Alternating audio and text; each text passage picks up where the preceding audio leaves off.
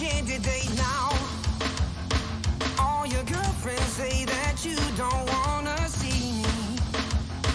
You're the reason that I just can't concentrate. I've been trying to fix my pride, but that shit's broken. That shit's broken.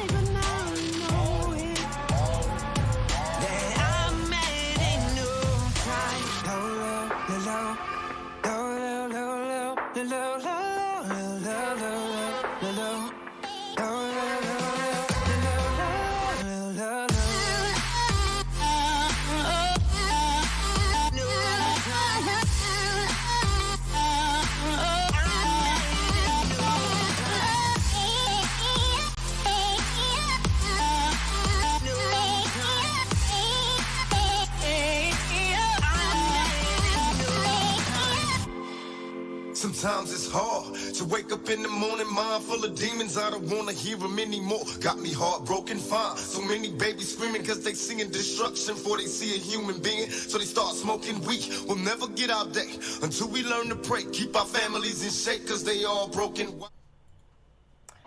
Welcome back to Abnormalcy. So, we had a very eventful episode last time. That's one way of putting it. Yeah, it sure is. So we had a lot of combat. Then we met Charlie and found out about the... Ronnie does not like Charlie. Ronnie might like Charlie a little bit more after this episode. We'll see. We met Charlie and his cohorts. Found out about the underground, like, abnormal rescue agency.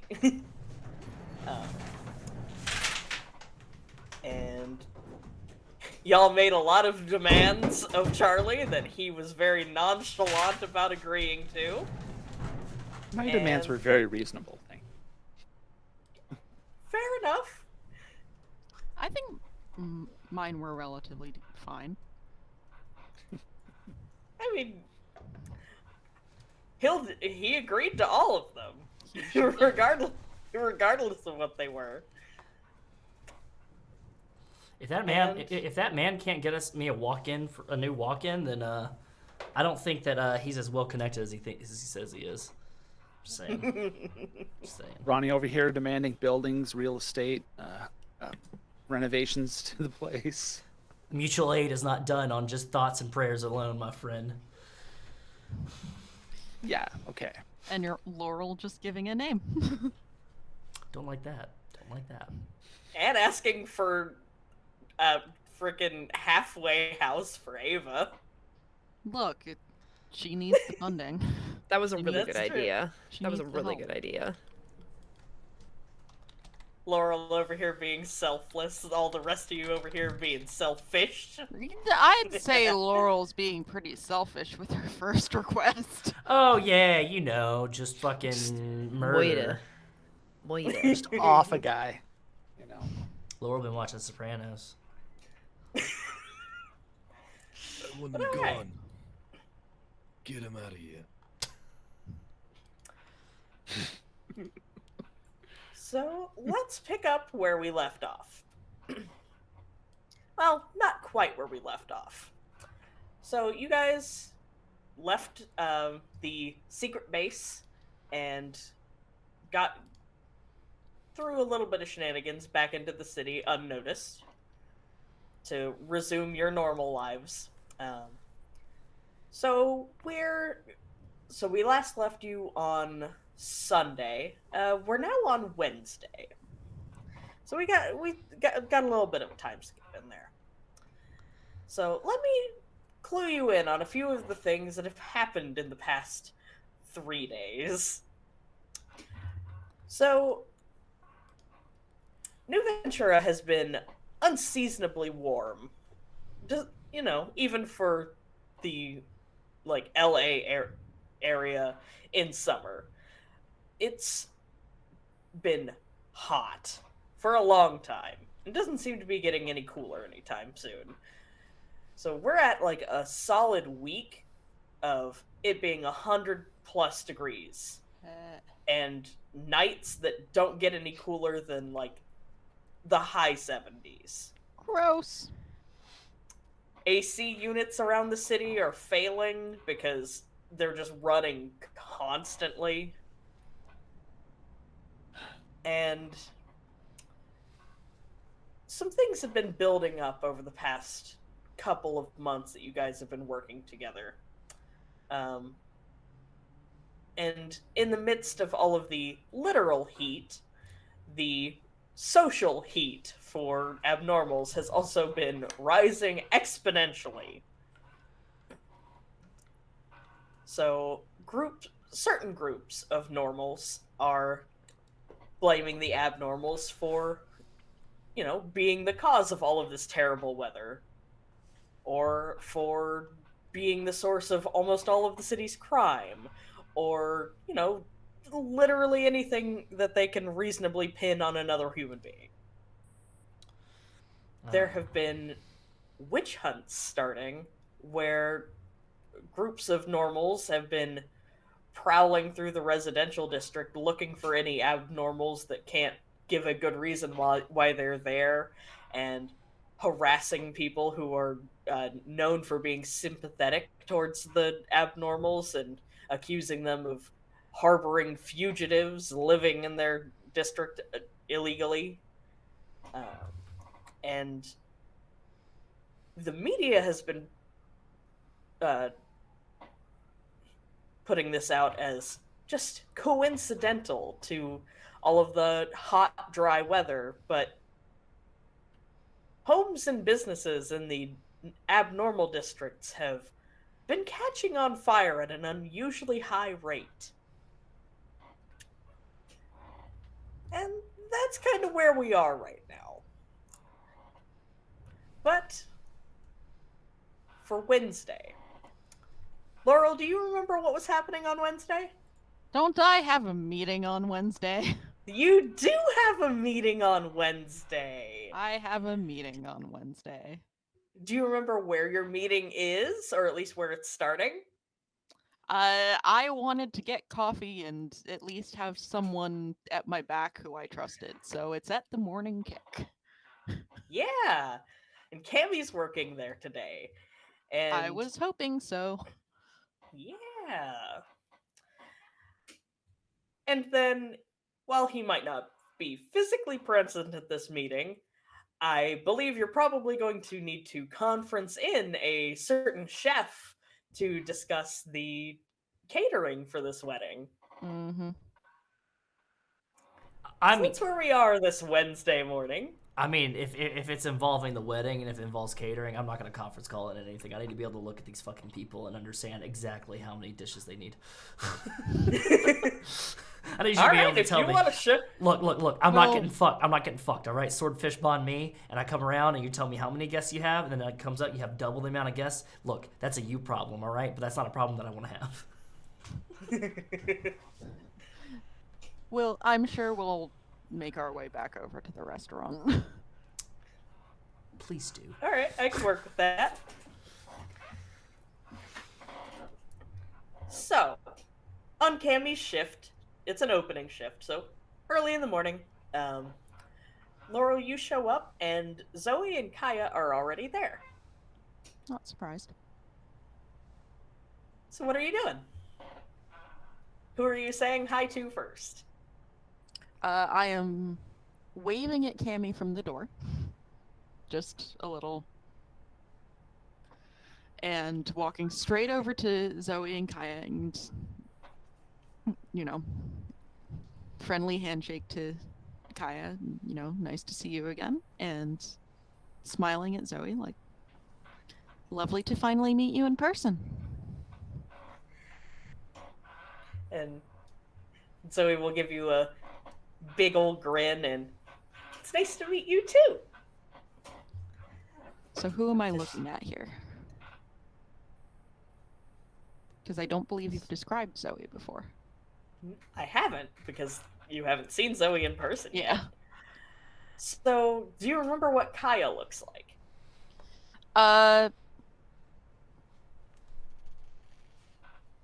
If I remember correctly, taller, tan, fairly slim, but like very, very sturdy in kind of the way she is, not necessarily in build.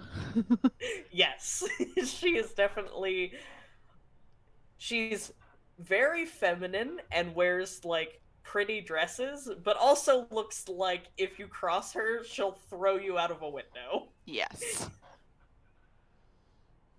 So that's Kaya, and Zoe is actually dressed in fairly plain clothes, like a t-shirt and some like nice, probably designer jeans. Mm-hmm. She's pale, got very bright blue eyes, and has black hair with bangs that's just long enough to pull back into a ponytail.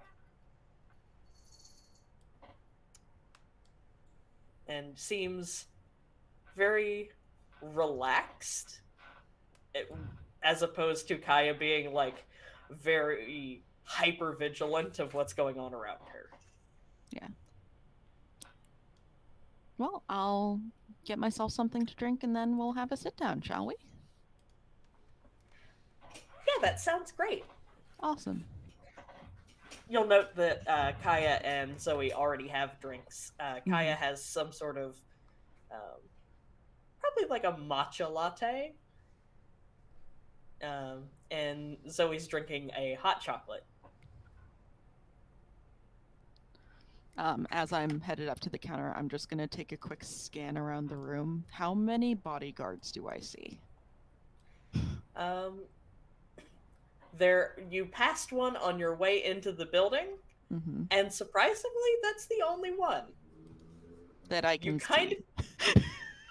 that you can see. You could assume that Kaya is mainly Zoe's bodyguard. That's kind of what I was figuring. There's one at the entrance, might be one around the back, and then it's mostly Kaya. Yeah. All right. Cool. Morning, Cammie. Hey, morning, Laurel. How's it going? Oh, you know, business meetings. Yeah, no problem. Totally get it. What can I get for you? Let's just do a chai latte. No problem. Regular milk? Yeah. Sounds good. Hey, no problem. And Cammie will go make a chai latte. Have we I think we have mentioned in passing the reason for Laurel's choices of drinks? In very vague terms, yes. Do you want to tell? Sure. It's not like it comes up unless she lets it, or unless someone absolutely forces it. Laurel has sort of an odd intolerance to caffeine, where it fucks with her mental powers. So if she has too much of it, she gets sort of a feedback loop going, and it just pain happens. I believe you actually take damage if you overindulge. Yeah. I do. It's a susceptibility like Cammie's susceptibility to cold. Sick. Hilarious. Yeah. So it's a terrible thing to have in your life. Yeah, so that's why Laurel drinks low caffeine things like chai lattes or like coffee that's half creamer. Yeah. All right. If you ever see Laurel order a full caffeine something is wrong. That is not Laurel. That is not Laurel, or Laurel is in trouble. Good to know. Yeah. That's the secret code word, okay. Alright, so Cammie makes the chai latte, hands that over to Laurel. Laurel goes back to the table to discuss things. So, Laurel, you are our wedding planner expert. What kinds of things do you ask? So first I'm just gonna try to get an idea of if they have a theme they want, if they have, colors, ideas, like generalized. Hmm. Well, their color is definitely blue. That's what I figured. Zoe and Kaya both like blue. Um, probably, honestly, probably their color palette is dark blue and like dark navy blue, and then like a bright blue. Sure. That's kind and of I mean, their. so I'll bring up like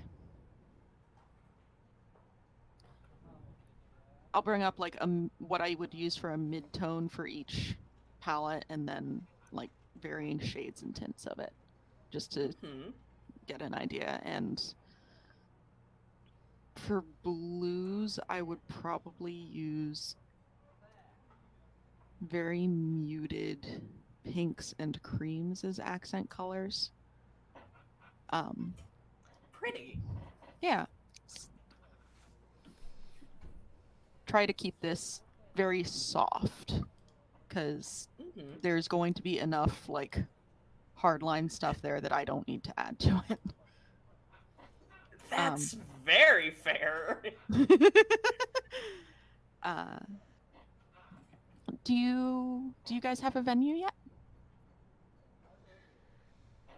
yet? Zoe will kind of like give you a world-weary kind of laugh and be like, "Oh yeah, absolutely. My dad wants to have it at the house." Of course he does. And we're okay with that? Yeah, it's not the worst thing. Fair enough. All right. If there is a way that I could get, even just a sketched floor plan or images of something so I know what I'm trying to build into, that would be really lovely. However your dad wants to deal with it, I understand.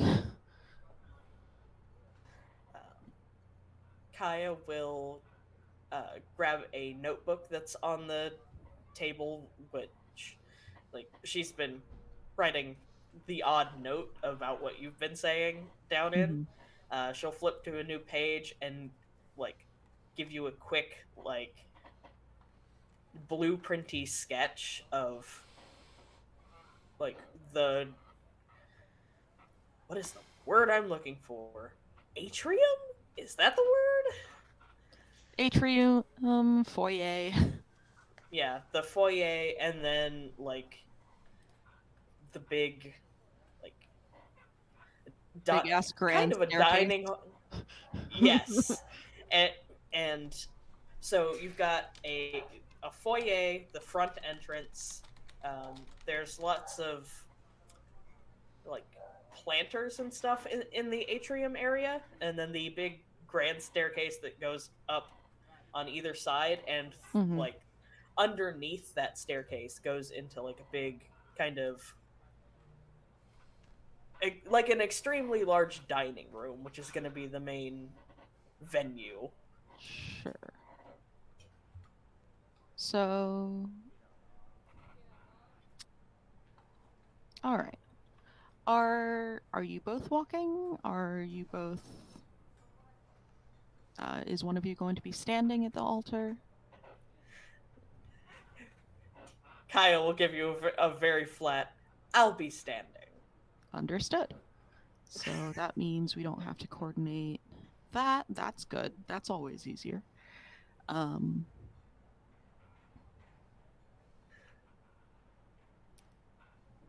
How many guests do we expect, roughly? Or, at the very minimum, how many have we invited? I'm gonna say about 100. All right. That's certainly doable in this space. Yeah.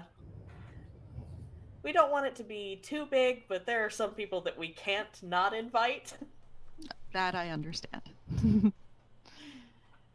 social faux pas are very difficult, especially when people are as serious about it as you are.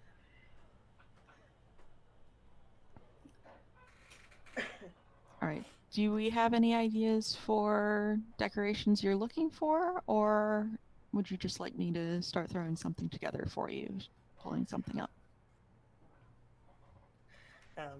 Zoe will start to say, well, what would you recommend? And Kaya's going to lean forward onto the table and look you dead in the eye and be, flowers. Lots of flowers. Understood. So I'm going to start shaping just in like a square foot on the table or so. Sort of a very sketchy, like almost literally a 3D sketch of the building space that I have, and then start putting in,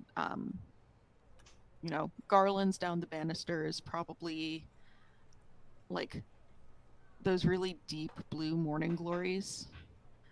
Ooh. And then down to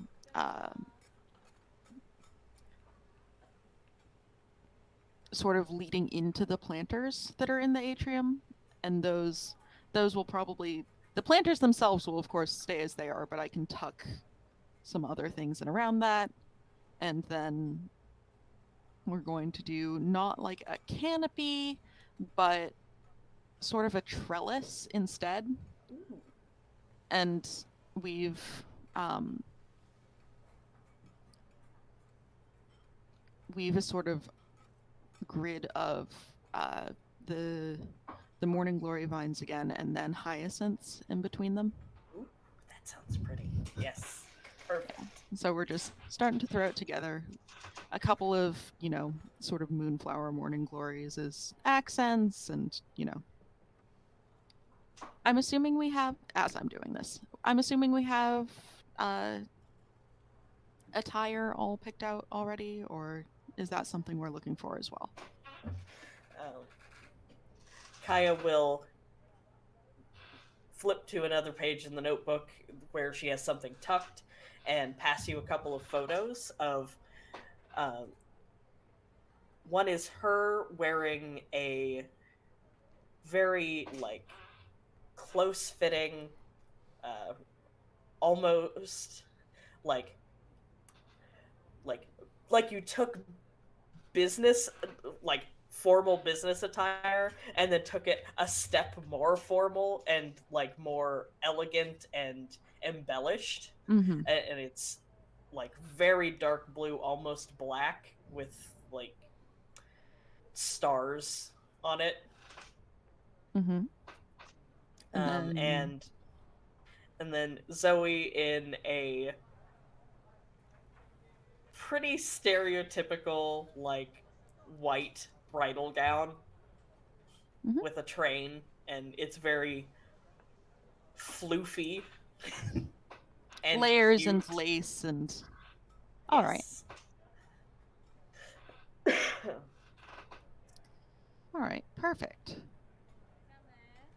And as I finish it, so this is obviously the bare basics, but this is, and we'd have the chairs set out, drag a couple of things like that, and we could clear them for the reception and use the dining space. We could do either the big table like you showed me, or we could do smaller tables along the side so that the floor is clear. Depends on whether you want dancing or not. Zoe's like, yes, dancing. Definitely dancing. All right, tables around the sides it is. And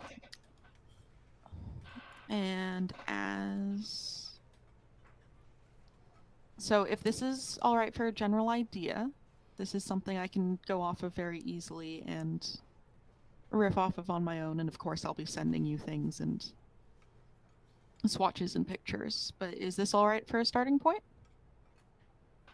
Yeah, this all seems really great. Excellent. And I'm not getting anything extra from their surface thoughts, right? I'm just... Nope. Okay. I figured not, but they don't seem like the type to like not know what they want, but I just wanted to make sure. All right, perfect. And I'll squash that down.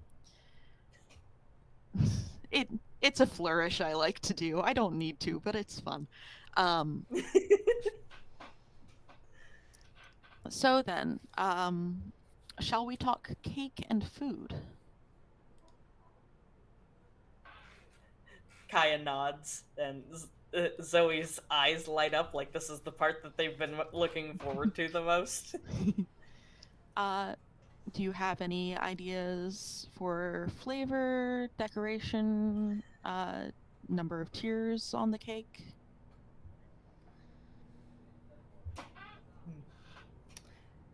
There will be a little bit of like leaning in and whispering amongst themselves. Yeah, and it seems like they come to a decision. Zoe wants half chocolate, half vanilla. Mm-hmm. Kaya has deigned 3 tiers. Mm-hmm. And they are not sure about decoration. So, all right. They will trust your judgment on that. All right. So we can continue with the flowers on that. Zoe, would you prefer that, you have 1 chocolate, 1 vanilla, 1 half and half, or all 3 half and half? All 3 half and half. All right. Stacked or separate?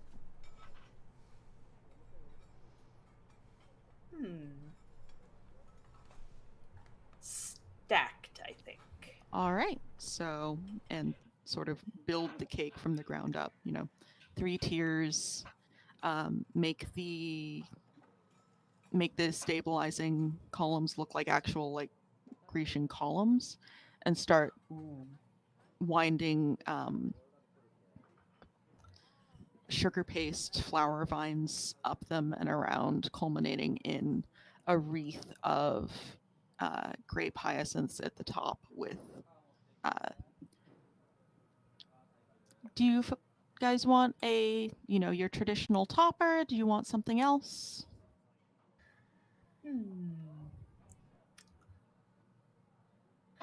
More like whispering amongst themselves. I do have to say the baker I work with is someone I very well know and trust, so if they can do pretty much anything you want.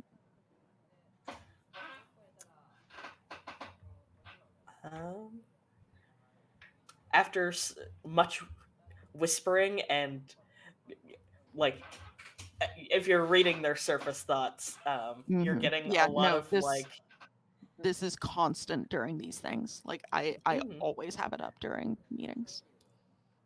You can like visually see them picturing different options in their minds, and they ultimately decide that they're not sure and would like to see some options. Yeah, of course. I know they're busy today, but I can definitely set that up another day if you're willing to come for a meeting at the bakery. Oh yeah, absolutely. Yeah, and we can do a little tasting for the cake and make sure that everything's what you want and get the icing right and everything. So we can set that up. Zoe will quip, I will literally always take free cake. That's most people's attitude towards it. And then I have managed to get us a meeting with the restaurant that I've been looking at using for catering, if you would like to head on down there. Kaya will nod and immediately reach for her keys. All right. Should I join you, or should I make my way separately? Zoe will tell you to ride with them, and as you guys get ready to go, someone new will walk into the cafe. Not anyone that Cammie recognizes. They walk up to the counter, and they specifically wait for Cammie to be at the counter and not anyone else. They walk up, and they don't even order anything. They just hand you a manila folder. And Okay. Kind it's of it's watching out of the most corner of my eye. it is mostly blank, but there's a small note in the top corner of it that just says "From Charlie." Perfect.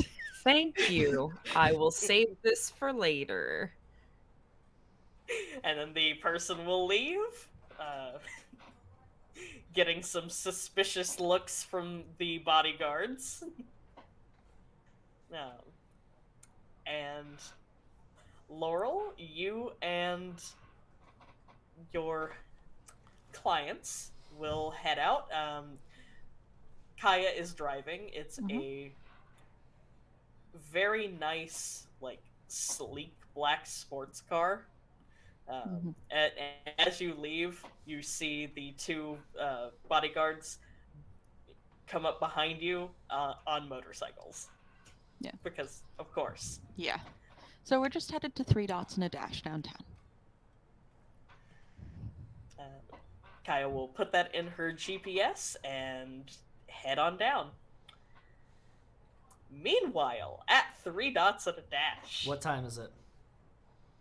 The meeting started at 10 o'clock. It probably took at least an hour to go through everything. Oh god, y'all are coming in right at lunch. All right, great, fantastic.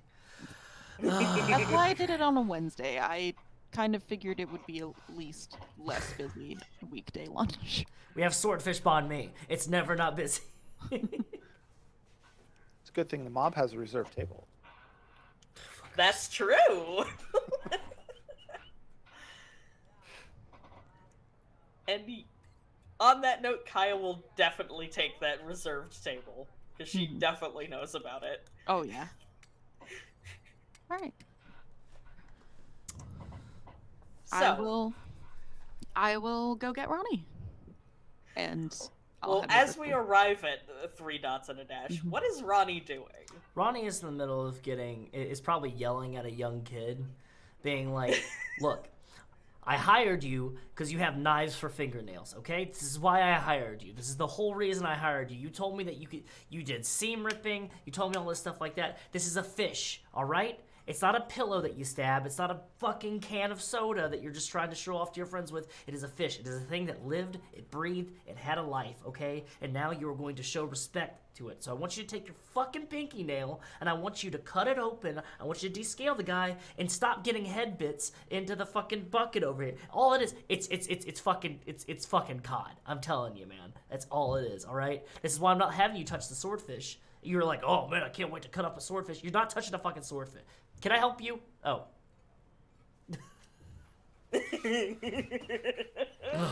Got me hot. I'm sorry. I didn't mean to. It's all right. You all good? Am I all good? Oh no, I've got a fucking kid that said, I went to culinary school. Where? Show me. What culinary school? Did you go to culinary school in Detroit or someplace? Come on now. Like, God, never touched a fish in his life. Fair enough. Are you wearing non-slip shoes right now?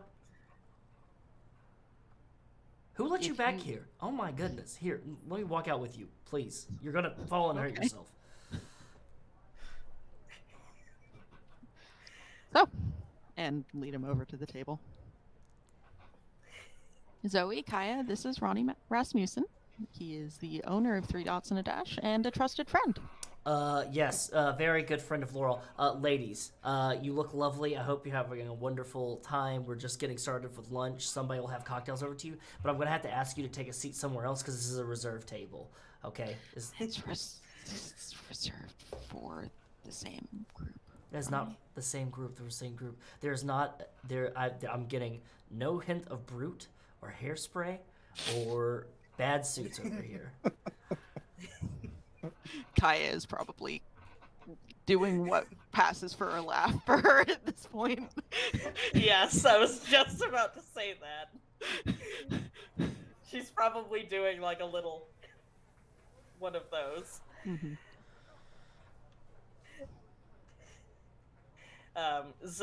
Zoe will actually be the one to pipe up and laugh and be like, "Don't worry, if the guys give us any flack for being in their table, I'll just have my dad talk to them." Your dad. Your dad. Oh Your yeah, dad. you might know him. You might know him. His name's Darius. The same group, the same party as Tweedledoo and Tweedledon't. God fucking damn it. Okay. Look, can I please get a heads up or something? Like a text? I did tell you. That this was happening today. What day is it? It's Wednesday. Fuck! Okay. Alright. Okay. He like takes his apron off and just like wraps it up and goes, "Let me grab my tablet and everything like that." Sorry. Like, "Hi, my name's Ronnie. I own 3 Dots in the Dash. We're getting ready. It's all weeks, of all days. It's restaurant week this week. It's like, fucking the one time that we can have all the fucking yuppies come down in here. I'm so sorry." And he's gonna go grab his stuff and he's gonna come bring it out. Be like, and he's gonna grab a chair because he's definitely too big to sit in his own booths. And he's gonna sit on it. And he's gonna go, "So, how can I help you?" The girls are gonna look to Laurel to take point on this one. So, did you have anything you wanted to show them menu-wise, Ronnie, or should we just start in with ideas? There's the menu. We don't do catering here normally, so I'm kind of like freaking out right now trying to figure out everything like that. A standard for lunch do, we do a spam banh mi, things of that nature. Traditional wedding things, you do surf and turf, all that good stuff like that. Like, I could go on and on and on about menu items, but really it's ultimately going to come down. Look, I'm not going to bullshit you, okay? All right? You're coming down here. You're coming down here to this part of town, okay?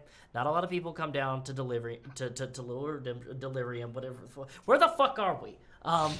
And then they don't come down here. We have had a bit of a week, don't mind us. They don't come down here like and expecting the best of the best, okay? But like, look, I'm gonna be completely honest with you, all right? We do knockout seafood, great cocktails, things of that nature. We have live-in bartenders. We got people that can do all that stuff like that. We can make it look like a fucking luau if that's what you and your dads want.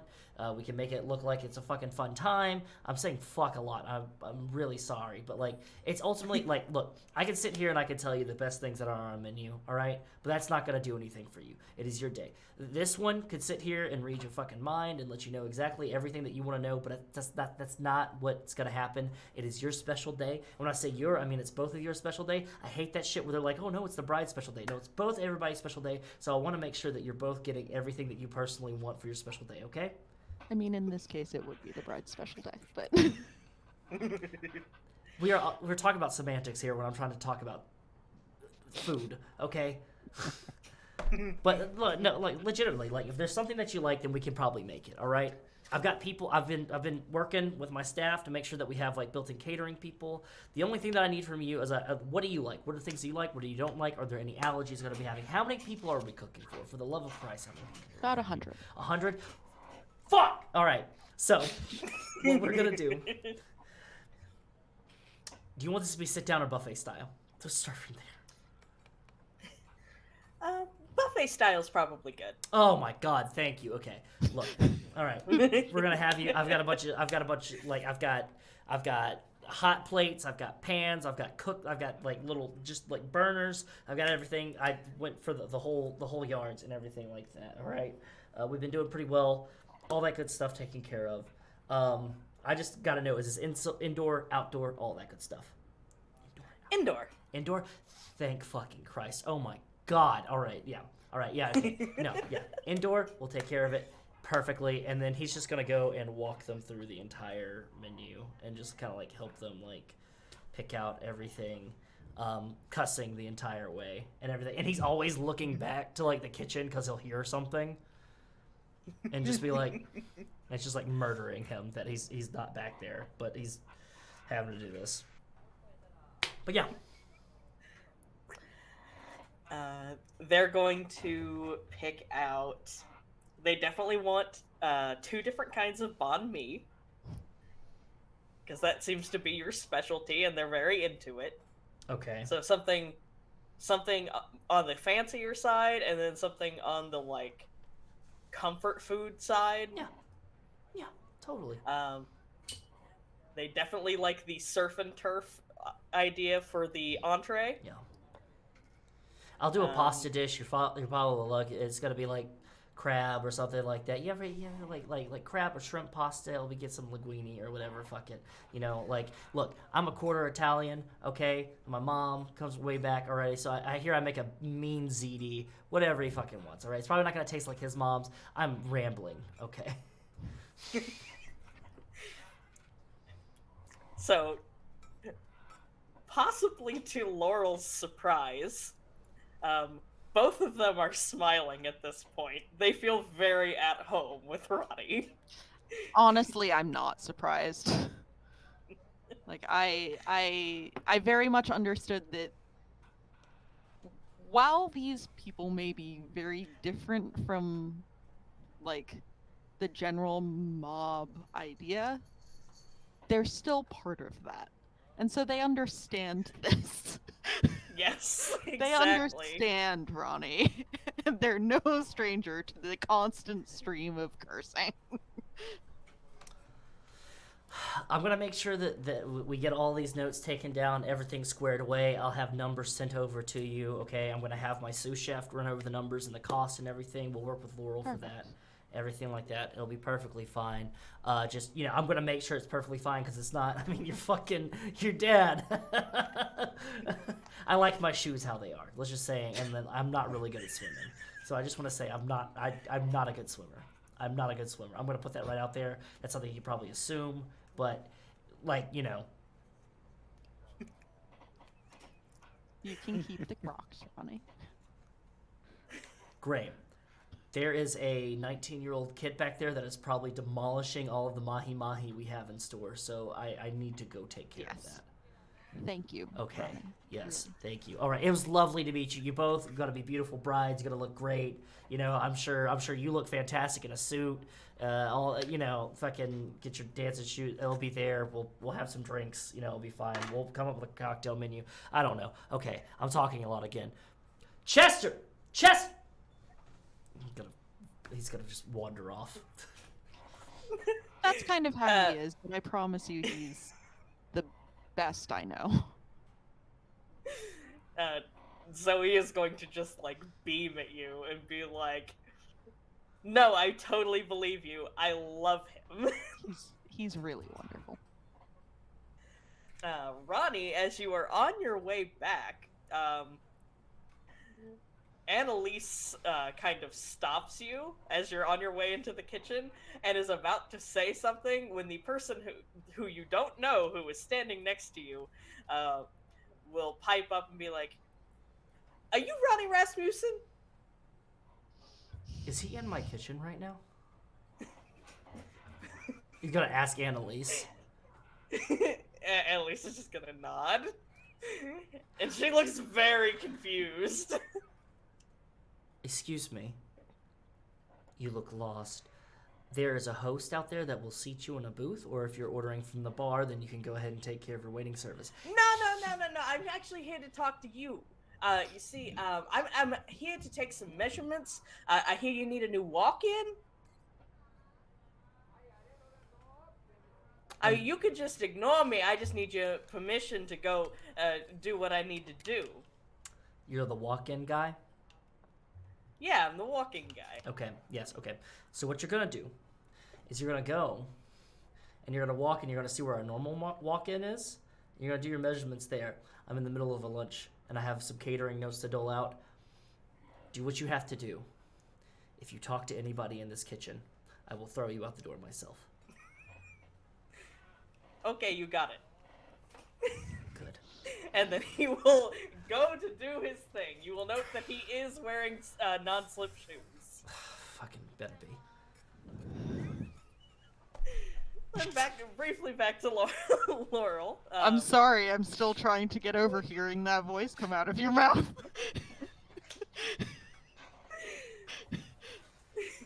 That was beautiful. Anyway. Thank you.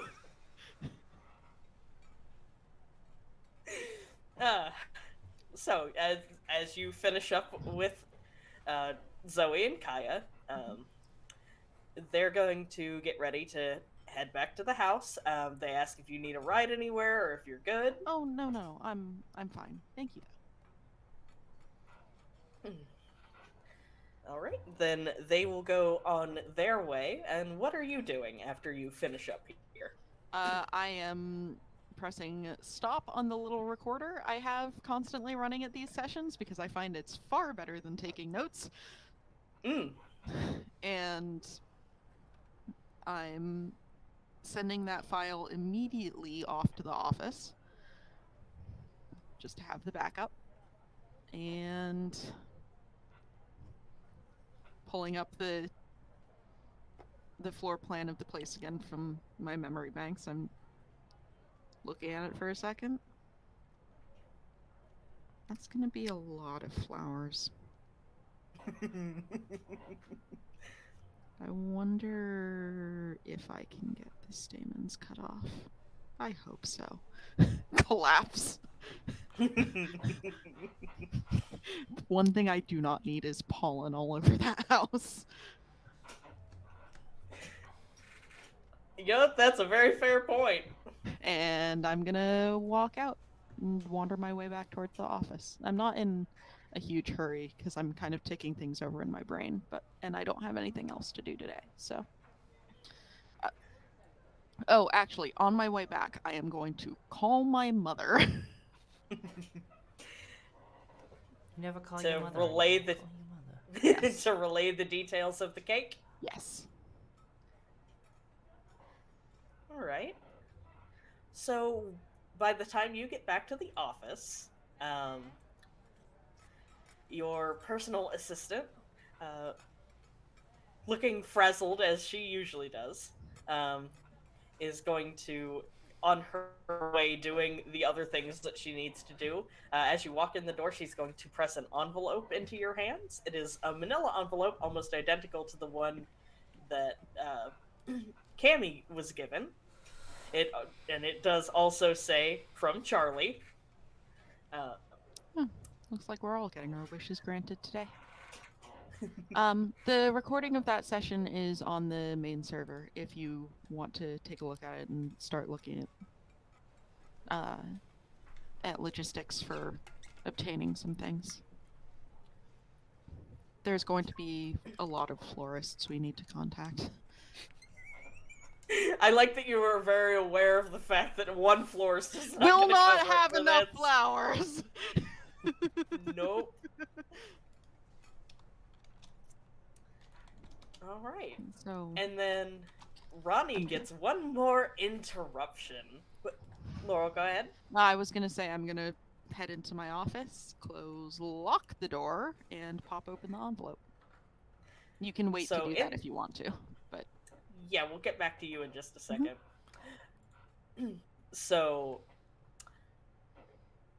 Ronnie gets one more interruption a couple hours later into the shift. I think he's like getting ready to walk out the door because he'll come in the mornings and do stuff, and then he'll be like, it's either he comes in the mornings or he works evening shifts, and I think Annalise probably has evening shift tonight, and so he's like popping out, getting ready to go to his meeting, and then head over to Blackest Star because we have a guy to interrogate that's just been sitting in our jail cell. Yeah. But yeah, it's like literally just like bag around, getting ready to walk out. Chef coat over his shoulder, or is he still wearing Chef's it? coat over his shoulder, sweaty, ready to go. So Annalise is going to be the one to interrupt you again. And she's, as like you come out of the kitchen and you see somebody leaving, and Annalise is standing at like the host counter, and she's holding a manila envelope, which was it was just addressed to like 3 dots and a dash. So she has opened it, and she is staring at the contents and looks at you and goes, "Ronnie, what the fuck did you do?" What? I didn't do anything. I'm going to my meeting right now, okay? I haven't slipped up in a while, okay? I'm going to my meeting, and then I'm going to go handle my nighttime business. What's... Don't yell at me. You're in the middle of the... What? What is wrong? She's just going to walk over and pulling the piece of paper she was looking at the rest of the way out of the envelope and just, like, push it into your hand. If this is a subpoena, I don't want to talk about it. Okay, I didn't do anything. If this, look, honestly, it wasn't me. Okay, I'll somehow find the way to get the money to lawyer the fuck up. I'll do it right. What is? And you look down at the paper, and it is paperwork to sign over the deed to your restaurant into your name. Oh. And she's like, how? What? Oh, so, you know, back when we were doing our thing and I told you about my aunt back home, you know, from back east and everything. You know, the aunt that had the coconut farm, you know, that she did the thing with the rum and everything like that. She finally passed away. It was fucking Elamina, my favorite aunt, my favorite Tia. She passed away, and well, I got a little bit of money, so I thought, surprise. I didn't expect it. I expected it to be sent to me, my home, not surprise. Yeah. All right. Congratulations. Oh, this is gonna decrease our overhead so much. yeah, it's gonna decrease our overhead quite a bit. Enough to maybe do some more salary negotiations, things of that nature. Yeah, did I have it signed over to me? I didn't really think I wanted it to be signed over to me. It's fine. We'll talk about it. Surprise. I don't know. Like. Okay. Go to your meeting, I guess. Yeah, can you put this in the one file folder that's important stuff? I don't know which one it is. You're the one that handles all of that. I literally never seen it in my life. Yeah, I got it. Yeah. Yeah. Put your name on it too, like if you can or something. I don't know legally if you can do that or whatever. Just put your name, like do the ampersand and then your name, and then yeah, we'll both sign it or whatever. I think that's how it goes. We'll figure it out. Thank you. And she will head back to the office. He's gonna look at a guy that's probably eating a swordfish banh mi and go, "What the fuck are you looking at?" And then just leave and go to his meeting. Amazing. Ronnie is All right. something else. Yep. Fucking anxiety. A literal volcano. Uh-huh. Right. All right, and we will briefly go back to Laurel, who is opening her envelope. Laurel, yours contains, oddly, or at least oddly to everyone else, freshly printed copies of all of your vital documents. And a USB drive labeled Laurel Calton Public Records. Like, she's shaking. She's legitimately shaking. And she just takes the drive and plugs it into the computer and opens it up. And she will find, what you would normally expect to find. Though if she has looked in her public records at any time in the recent past, she'll notice some things are missing, and other things have been changed in just a subtle way.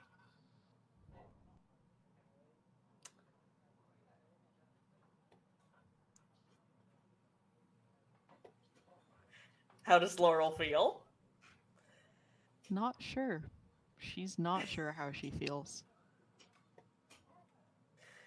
It's, Is it's she the a little overwhelmed? Just a little,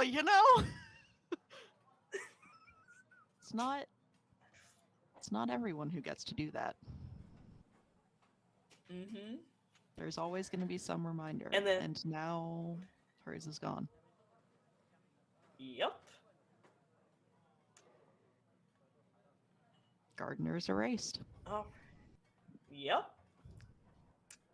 All right. And Cammie, I'm assuming when you get off work, you're also going to look in your manila folder. In this folder, you will find blueprints, both physical and digital, of the McKnight Mansion, McKnight University, and the main campus of like the main like administrative part of McKnight Industries. Sick. Just what I wanted. So you have the physical paper blueprints that you can mark up and all of that, and you've got digital copies. So, Perfect. however you like to plan your escapades, you can do it. Great. Is there anything in there about what's his name? Nothing about him yet. Okay, cool. I'll take blueprints for now.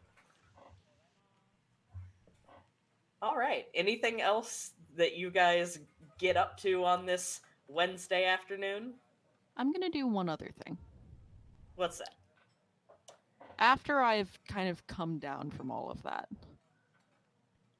I'm going to remember and reach for my phone and text Ava. Just, hey, has anyone dropped off anything interesting to you recently? She's going to text back. Yeah, about that. What the heck? Did you do this? Surprise. She's going to text back with like many emojis and in all caps. The next time I see you, I'm going to kiss you. I'm glad you're happy. I was just hoping to do a little good with my state of things currently. We'll tell you more about it when we finally get to meet up with you and Stella again. Yeah, you better. We have a helmet for you. We have a helmet for you. A helmet? We'll talk. Okay. Anything else from Ronnie?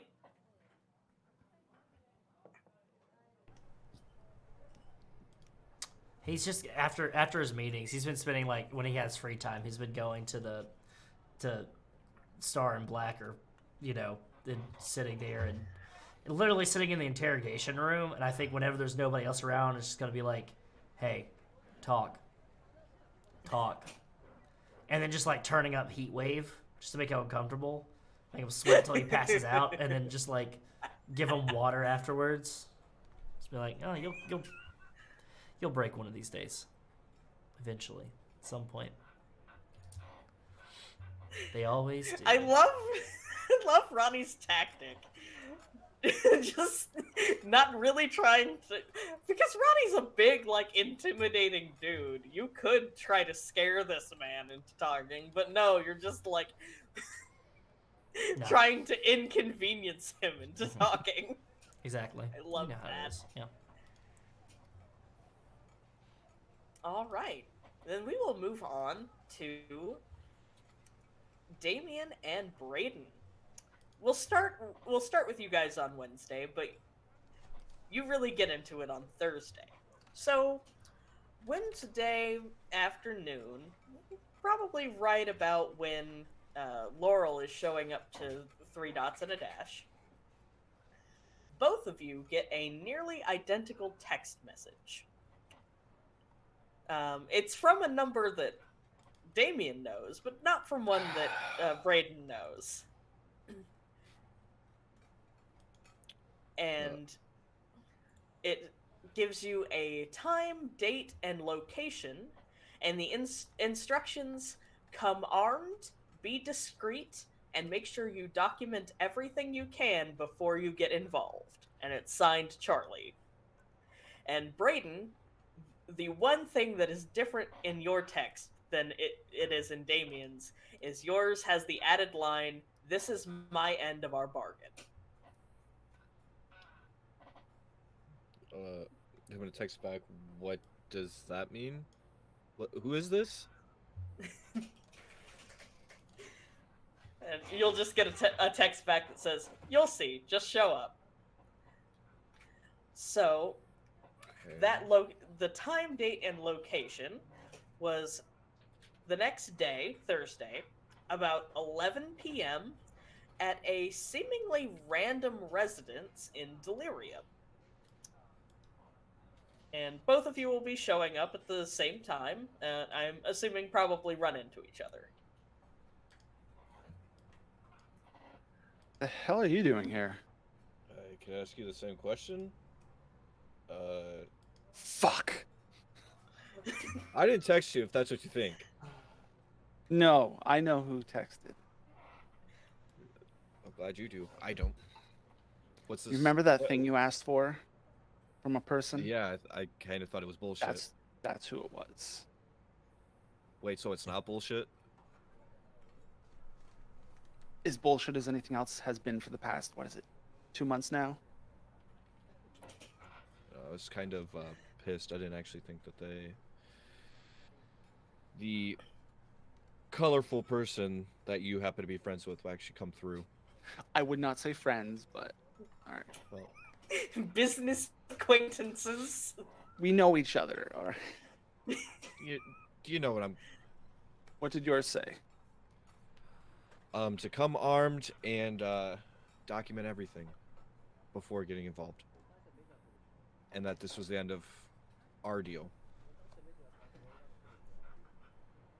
Okay. I assume you have something then. I am something. All right, Stan. Okay. All right. And he will open his coat, and there's the gun in there in the holster, the concealed holster that he borrowed from the inventory of the detective agency. Mm-hmm. Yeah, I was not a gun person myself, but at least you have one, just in case anything happens to go sideways, whatever this is. So, do you guys want to do some investigating? Yeah, can I go to like a window, like kind of like try to peer in? Yeah, definitely. Do you want to make me a perception check? Yeah. I think yours is probably you're trying to get under 12. Which one's perception? I always forget. It's based 11. on your int. 11. Okay. Ooh, definitely didn't get that. No? No. What did you roll? I got 15. I was Okay. trying to get 11. All right, that's fine. So you look in. The house is dark. I mean, it's 11 at night. They're probably in bed. They probably work the day shift.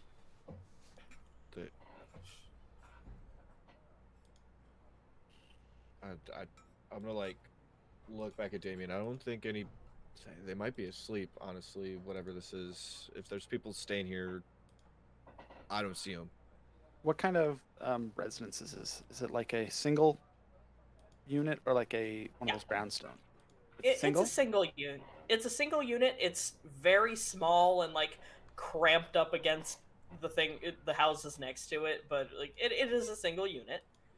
All right, then Damian is going to walk up to the door, hold the doorknob, and focus. Okay. Or attempt to focus anyway.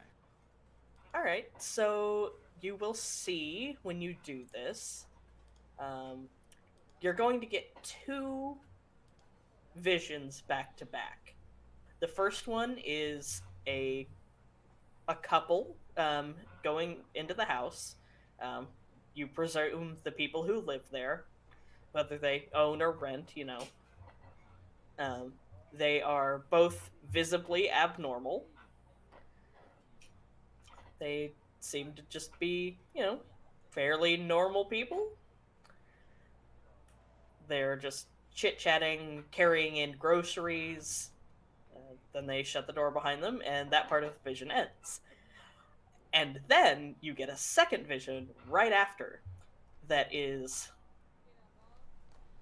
You see a group of 4 people. One of them approaches the door, puts their ear up to the door to listen, and tries the doorknob and finds it locked. Then they retreat back to the group that they're with. They whisper amongst each other, and then they leave.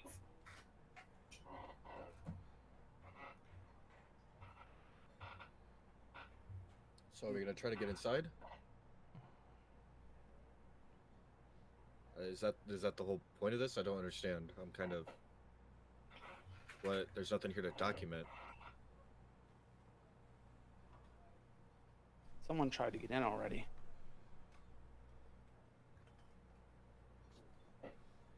Was it our friend? What does that mean? I don't think I recognized any of them. 4 of them?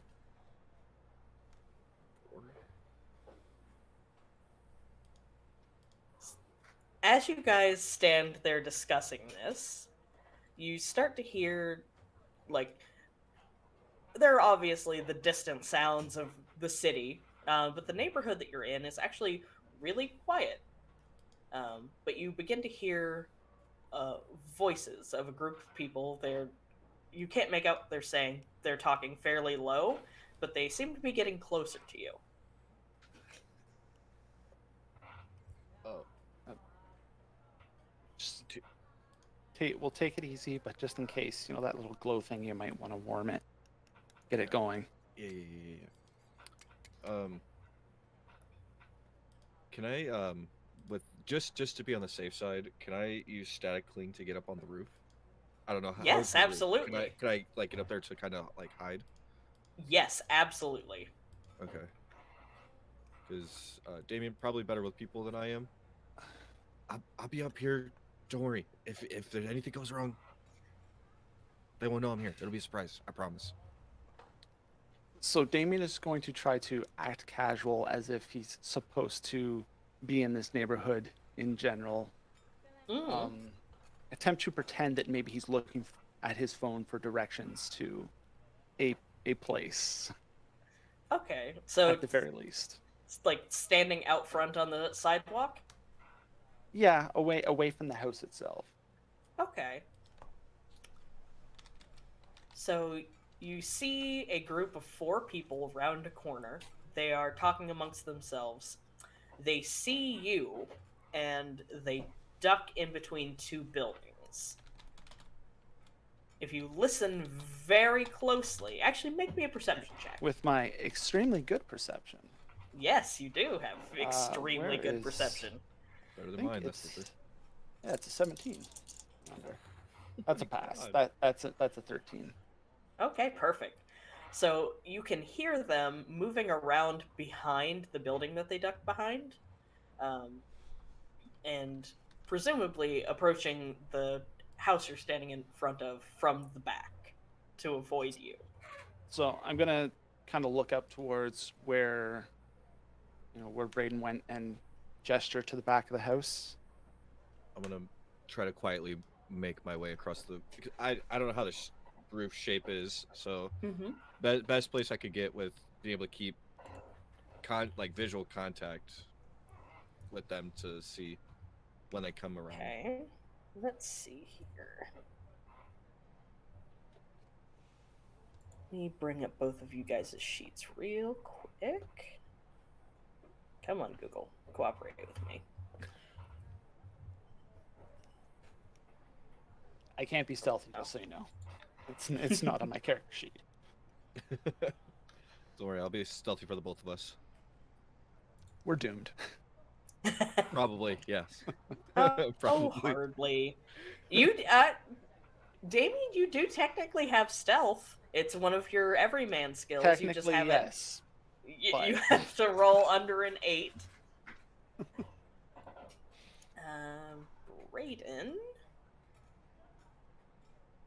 Brayden, you only have to roll under a 14 for stealth.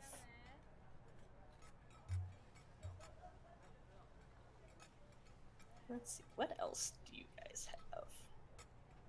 Okay.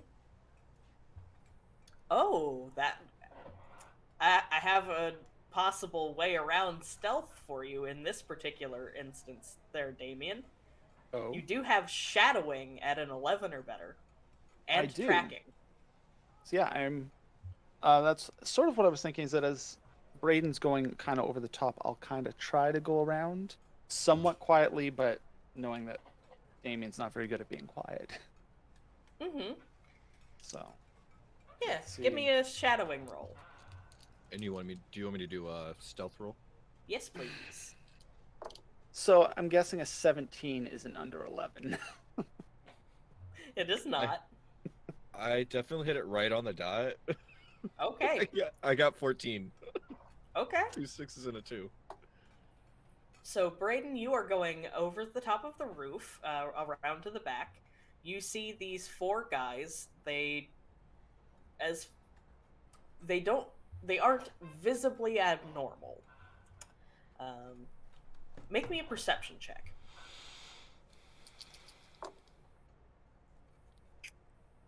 That's right on the dot too. I got 11. All 4, right. 4, 3. So you can see as they approach the house, one of them reaches into his back pocket and pulls out a flask. Can I see is there any markings? Or is it just like a... It's a regular... generic flask. Okay. Damian, you're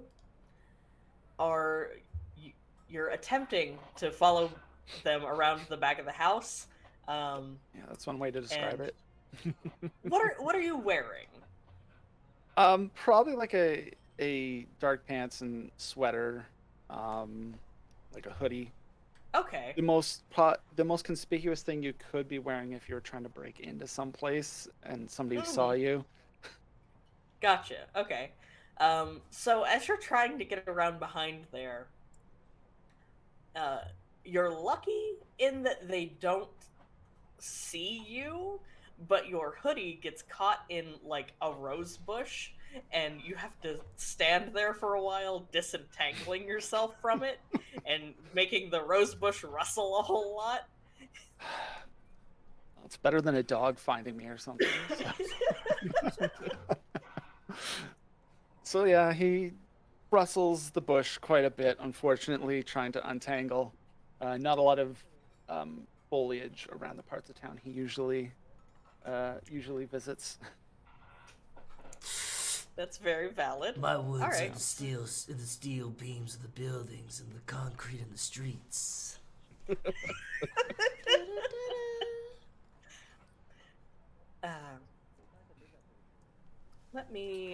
Actually, we're gonna make a perception check for these guys. See how they react here. We're doomed. I'm sorry, I'm the one who doomed us in this case. No, it's fine. Okay, they didn't roll very well, so they notice the bush rustling, but, assume it's a dog, a pigeon, city wildlife. Goddamn raccoons.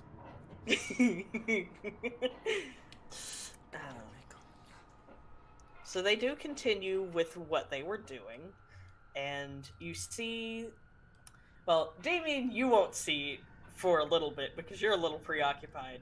Brayden, you will see they all kind of like lean in, discuss amongst each other. You can't make out what they're saying. Then 3 of them break off, and you can't see where 2 of them go exactly from where you are, but one of them stays in the back, and one goes around to the right-hand side of the house, and you can deduct that they are probably surrounding the house. The one with the flask... Yeah, I was just about to ask where the one with the... Yes, the one with the flask is the one who stayed in the back of the house.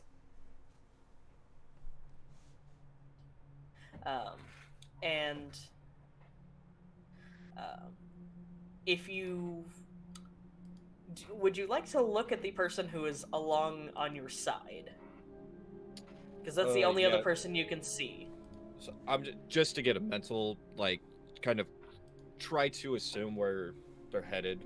You know what I mean? Just kind of peek over real quick, just to kind of get a visual. Keep that visual connection. Yeah, give me another perception check. Oh, this one isn't it? I got 13. All right. So you see the person alongside of you go and kind of get into position. It looks like he's scoping out the windows on that side of the house. The person in the back, the one with the flask, and Damian, you'll be able to see this because you have now disentangled yourself from your rose bush and gotten at least into a position where you can see what's happening. The person in the back who has the flask reaches into his jacket and pulls out what appears to be just like a wedge of wood, and he walks up to the back door of the house, sticks the wedge under the edge of the door, and gives it one like stiff kick into place. Brayden, you can see the beginning of that, but when he approaches the house, you don't get a good visual on him because he's too close to you. Can we assume what they're doing at this point? At the point that he pulls the thing out, Damian is going to start recording with the cell phone. Yeah. Good. Brayden, you can get like looking over the edge, like. You can make a guess. What do you think they're up to? Well, Chad knows what they're up to. I don't want to meta that though, is what I'm saying. So is there a roll? Give me a deduction roll. Okay. All right, that's You've got that as at an 8. Like I did with Ronnie, this is gonna be cumulative, so you can keep attempting this, and eventually you will figure it out. I got 7. 7, baby. 7? Oh, nice. All right. So if Chad has figured it out, then Brayden can also figure it out. All right. So I'm gonna look at the guy who just kicked that wedge in, and I know I'm supposed to be Damian, like mental link. I'm like hoping that you understand that you need to be the one who gets all the the evidence. Please, God, get all the evidence. Pull your mask on. Do your thing. Yeah. So. I haven't had to. I don't have my mask with me right now. I do have a mask, but I'm gonna like pull that mask on, and I'm going to. Are you gonna Batman off the side of the house? I'm gonna leap right, like right behind him, and I'm immediately just gonna like try to like choke him and pull him back. All right, give me a strength check. Oops, drop one of my d6. That's my. You're trying to get 11. Under an 11. Oh, yikes. Do you have action points? I haven't rolled for the action points. Make sure everybody rolls for action points. Yeah. Roll me some action points. God, give me 5. That's 8. Oh my gosh, it gave me 10. I got 6 and a 4. So I'm gonna use 5 of those to hit that right on the head, because I don't want to fuck this up.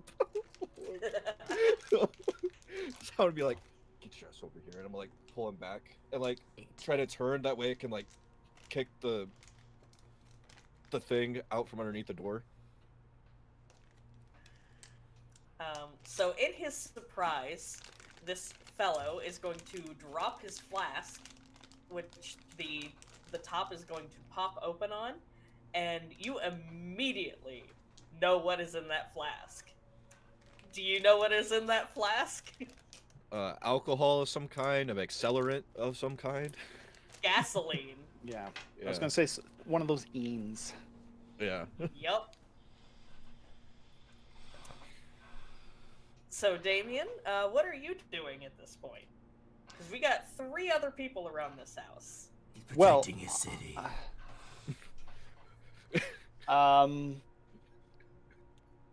I can see the one other person still. Yes. So from where I am, still recording, I'm going to smack that one with Mind bullets? yeah, the one that does the 66. So it's OMCV versus DCV targeting physical defense 66 damage. Yeah. These guys are just normals, so we're gonna give him a DCV of what is the base? 5? I think it's 3 3? normally. Yeah, because we'll give that's what mine was until I raised it. So. Okay. All right, 3. We'll Okay. give him a DCV of 3. 3. Unless you roll an 18, I think you're going to hit. That's an 11. And my OMCV is like a 9 or something like that. No, it's 10 because I raised it because I spent experience to raise it. So 66. That's probably the worst 66 roll I've ever done before. 7, 9, 18. Stun. No 6s, no 1s. I say that's enough, and you hit him with mind bullets, and he jerks a little, and then just crumbles. He is out. Holy shit, this Night Avenger guy has mind powers now. Still recording all this on video, by the way. What's happening? All right. And Brayden, what's your next move? Since I got him, I'm gonna try to put him to sleep because I got 2. Okay. In my head, I only got 3 other people still. I don't know about the one that Damian just knocked out. So in my mind, I got 3 other people. I know where this goes. So I'm like, just fucking go to sleep. Just go to sleep. All right. Make me a. You've already got him, so just make me another strength check. I'm not gonna make you roll to hit. I rolled 6 or 3 6s. Wow. Fortunately, that is the bad thing in this scenario. Yeah, it Yes. is. I just botched. That's what happened. This guy, this motherfucker, bites you. What the fuck? Did you just fucking bite me? I'm just walking back. Did you just fucking bite me? Is that what just happened?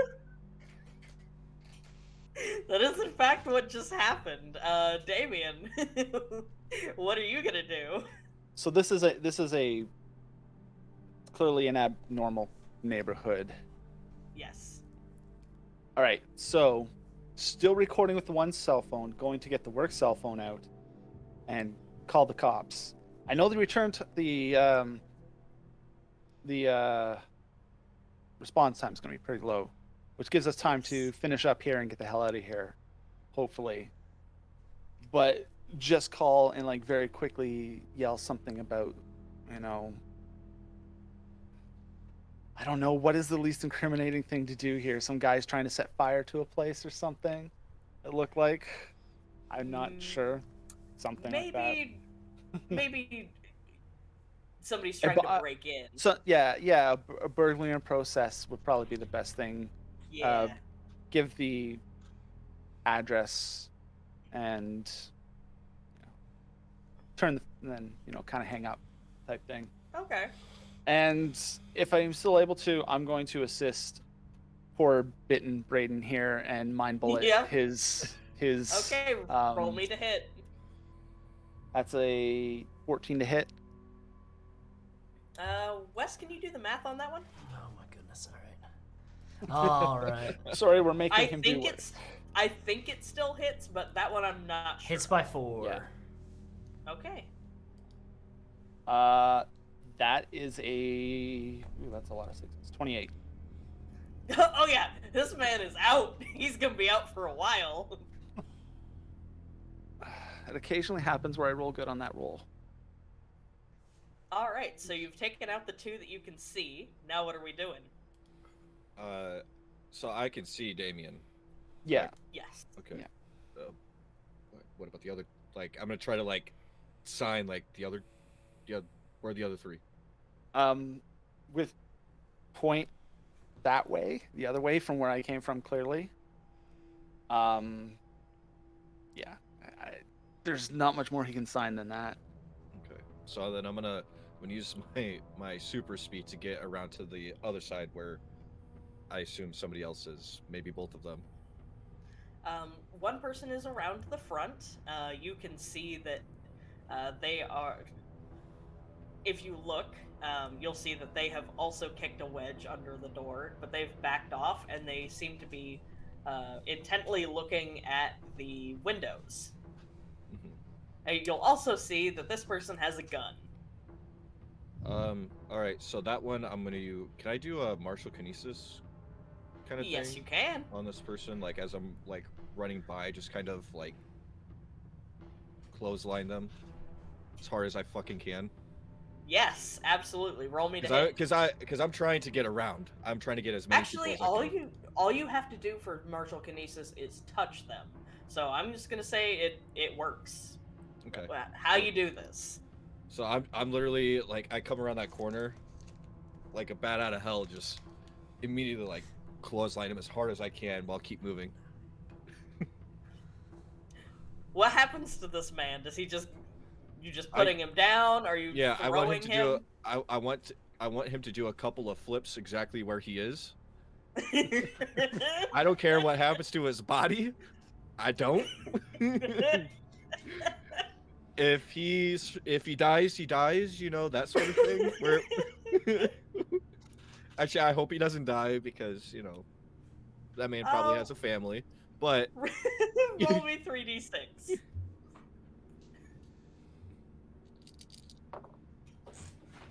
That is 9.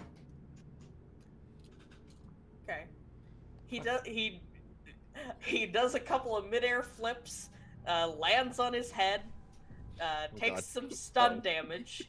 He's not totally out, but he is prone and definitely dazed. Okay. Are you heading to the final side of the house? Yep. The guy over there, also holding a gun, also staring at the windows. All right. If Damian's not gonna do anything on his turn, I still have no clue where you went. You just disappeared as far as Damian's concerned. You just went.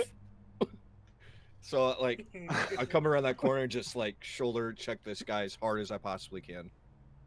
All right. Go ahead and roll me 3d6 on this guy. It's 10. 10 Okay. for that one. You shoulder check him. He goes flying, skids across the ground. In the process of this, like, he goes flying, he hits the ground, it starts to slide. When he hits the ground, he he throws the gun up in the air involuntarily. And when he comes to a stop, the gun perfectly just, like, falls directly on his face. That's so comical. So, all right. How's that guy looking? He's gonna be down for a little bit. You can always like put him the rest of the way out. Yes, I'm gonna do that. And then I'm gonna start dragging him to the back of the house with the other guy that Damian thankfully took care of. Yes. Okay. Damian. Oh, go ahead. Yeah, I'm gonna start moving towards the house. Phone's still recording. The super interested bystander seeing this vigilante come out of nowhere and smack this guy, or try to, until he clearly gave him a headlock until he like passed out. That's how this went. Thank you. And just make sure that they're actually out entirely, while looking around for where the hell Brayden went. Because. All right. So as Brayden comes around the corner of the house, dragging this unconscious dude, there is still the guy in the front of the house who is still conscious, but like confused as shit as to what the fuck just happened to him. So what is both of your next move? I'm trying to get all the bodies together. That's what I'm Okay. trying to do. So, whoever's closest. Actually, I'm gonna go to the. Actually, I wouldn't know if I knocked him out or not. I'm gonna go to the first one that I ran by when I ran by Damian and pull him over, and then I'm gonna grab the other guy. All right, you gonna knock him the rest of the way out as you grab him?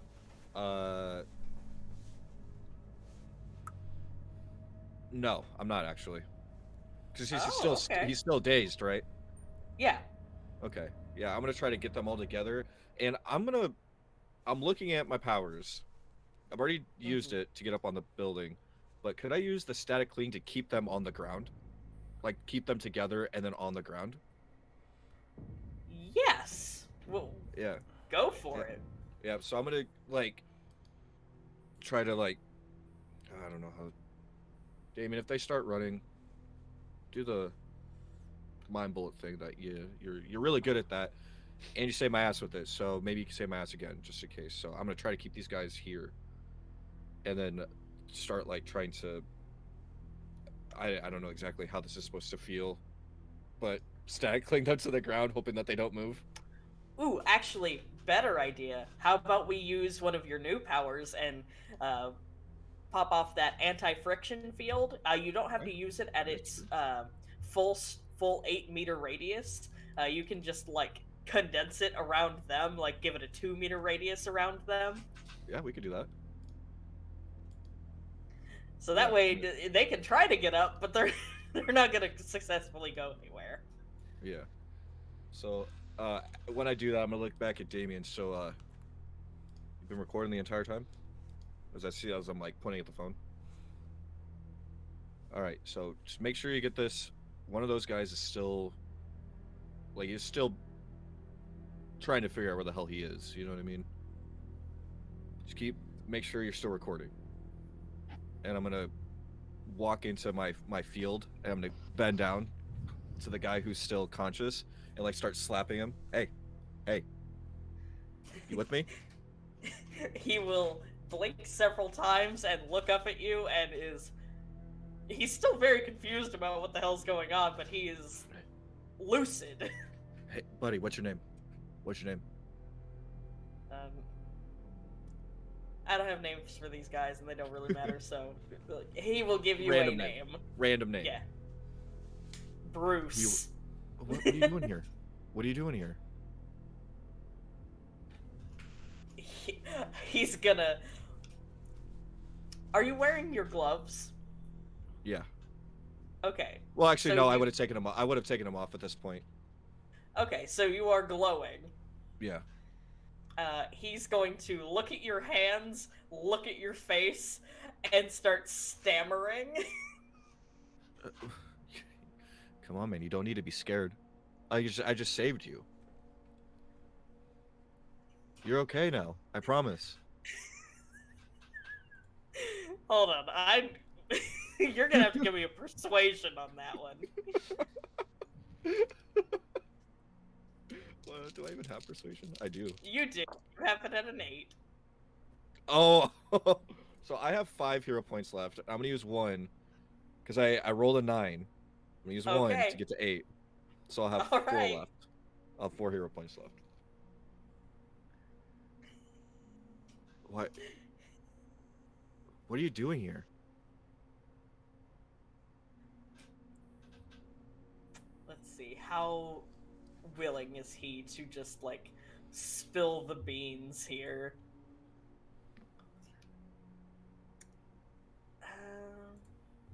Let's see.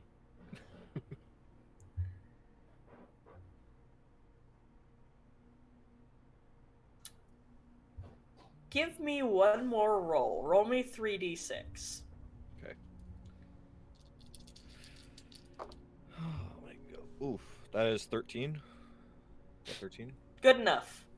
I was giving you... I was making you roll presence, but I'm giving you, like, a buff to it because you just successfully rolled persuasion on this guy, so a 13 will be perfect. Oh, nice. So he's just gonna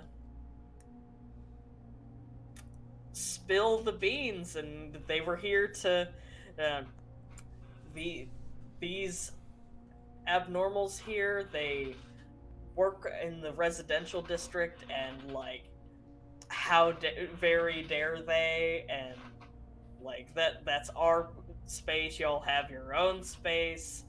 Blah blah blah. We were gonna show them what for. We were gonna light their house on fire. I'm just gonna look him in his face. Yeah. Hey, Damian, you might want to look away for a second. I mean, you could turn away, and I'm gonna use kinetic flash right in his face. Not gonna kill this man, but he may be blind. All right. What are the rules on kinetic flash? I think you have to roll me flash damage on that one. Yeah, 2d6 flash. All right, give me 2d6. That's only 2. I rolled snake eyes on that one. Give me one more d6. Oh, that was 6. So 8 altogether. Perfect. That was actually a multiplier die. So 2 times 2 is 4 times 2 is 8. All right. So yeah, it actually does work out to 8. What do you know? Interesting. All right. So yeah, this, I'm gonna say for a normal, that's gonna be enough to. He's at least not gonna be seeing right for a week or 2. Yeah, it's more the point than the. You know what I mean? Yeah. It's the message. He's going to, like, fall back away from you, screaming and clutching his eyes. Alright, I'm just gonna get up and check all the doors, because I know I hit the one out from the back. I don't know how. I didn't really keep count of the doors, so if there are any other doors, there's a front door and a back door. The front door also has a wedge. Yep. So I'm gonna stand up and be like, Damian, it's time to go. Yeah, after the flash, he stopped the recording as well. Yeah, the cops are coming. Eventually. Okay. May I make a suggestion to Mr. Fallbrook? Maybe you would like to gather these men's wallets and get their identities? Yeah, I could do that, actually. I got one of them, you know. I just, for posterity with the camera, you know, I just wanted a name to kind of. But yeah, I could do that. I'm gonna pick up that flask, too. Alright. If you look at the flask, it is monogrammed. So it has one of their initials engraved on it. Right? You gonna leave them there in your anti-friction field? Yeah. Yeah, they could stew in there for a bit. Alright. Where are you guys headed after this? Somewhere away from here. Yeah. Should we go back to the hideout, or should we Yeah. You know, that made me kind of hungry. You hungry? Yeah, I'm just gonna look back at the house. Damian? Yeah. What was about to happen? I knew what was about to happen. Do you know what was about to happen? Educated guess. I mean, you could smell that, whatever it was in the flask, like the second. Yeah. Normally I try to be cool. That's what happened to my parents. I found them like that in the fire. So, yeah, I'm sorry that I jumped into that a little bit ahead of schedule, you know. I think it's acceptable. How's your arm?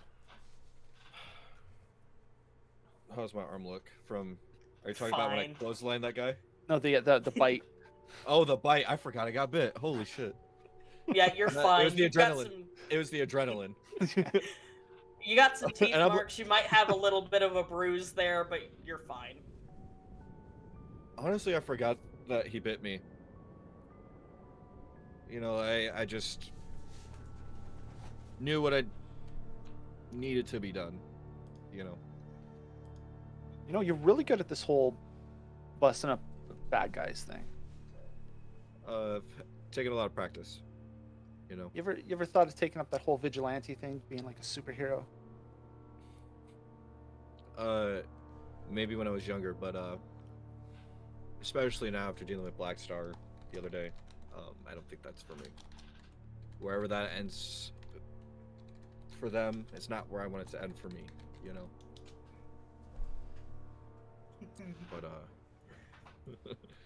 But All right, let me buy you a drink and we'll get something to eat, and then, you know. yeah. Think Ronnie's still open? Think his place is still open? Ronnie, when does your place close? It's got a bar, so it closes at 2 a.m. All right, then it's still open. It should be good. Cool. I think he'll like to hear the story too, you know, of what just happened. Hey man, and you did good. I'm gonna be honest. You did good. You know, I make a you good- get better with the I'm a good mind sidekick. thing. Whatever it is you do. I just assume it's a bullet. I don't know how else to describe it. Look, all You know what I I mean? concentrate really hard, and then they hurt. That's about how it works. I do that same thing. I concentrate really hard. and you know, all of a sudden, you know, my fist hits their face. It's the same thing. So we're on the same Identical. track. No difference at all. there. None at all. You know, 2 peas in a pod, you and I. You know. But All no, right. seriously, you did good. You did good. Thanks. All right, so wrapping on those two, going and getting some drinks. I think it's time we take a little bit of a break.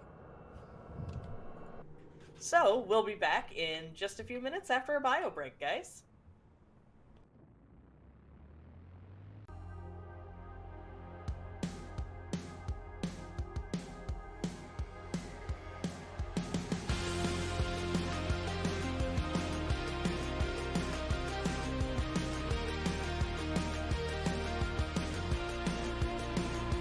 I've been trying to call.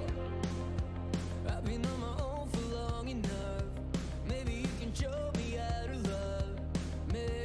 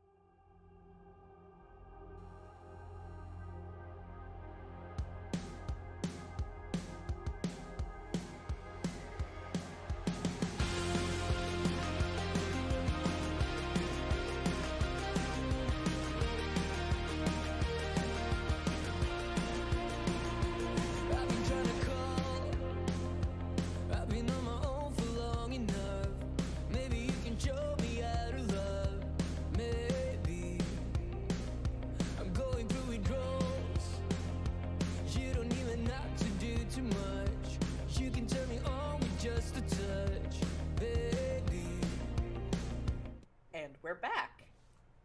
So, picking up where we left off,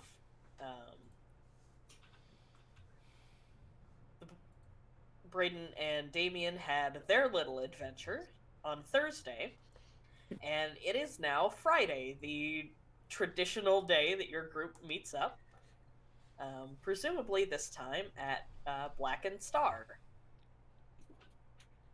So, what time are we getting there? What are you guys getting up to? Talk to me. Ronnie's going to call in and say he's got to focus on wedding stuff. Just be like, hey, Elise, you've got this. I got to focus on wedding stuff, working on menus and stuff like that. Don't worry about it. The fridge guy should be in. Just let him work. Just make sure he doesn't, fuck around with too much. Make him some lunch if he needs it. And he's gonna get there bright and early, and bring coffee and stuff from his pop's bodega.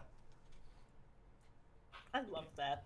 Yeah. By this point, Damian has just stopped bringing coffee because Ronnie has been bringing it the last couple weeks. He always makes it evident too. Even if he's very polite to Damian and being like, "Oh, thank you so much." But he never drinks Damian's coffee. It's like, "Thank you so much, thank you." And he just drinks his own coffee. Look, I'm sorry, my crappy coffee is not as good as your. Look, all right, you can tell when it's made by love and care, and you can tell when it comes out of a fucking processed thing, all right? So I'm just letting you know. Cammie knows what I'm talking about. Oh, yeah, absolutely. Mm-hmm. And also, my dad just uses a better roast, There are really cheap roasts out there. It just tastes bad. Look. And it should be a crime. It should be a crime. I'm gonna go check on.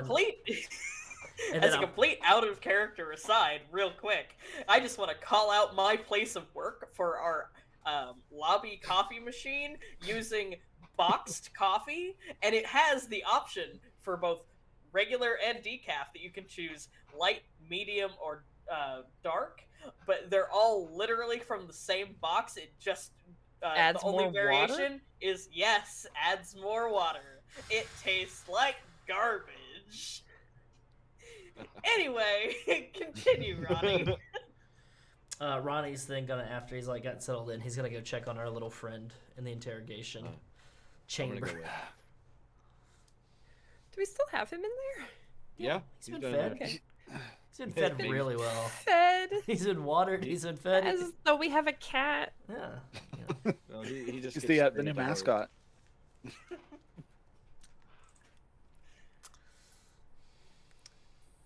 What are the rest of you doing as you arrive?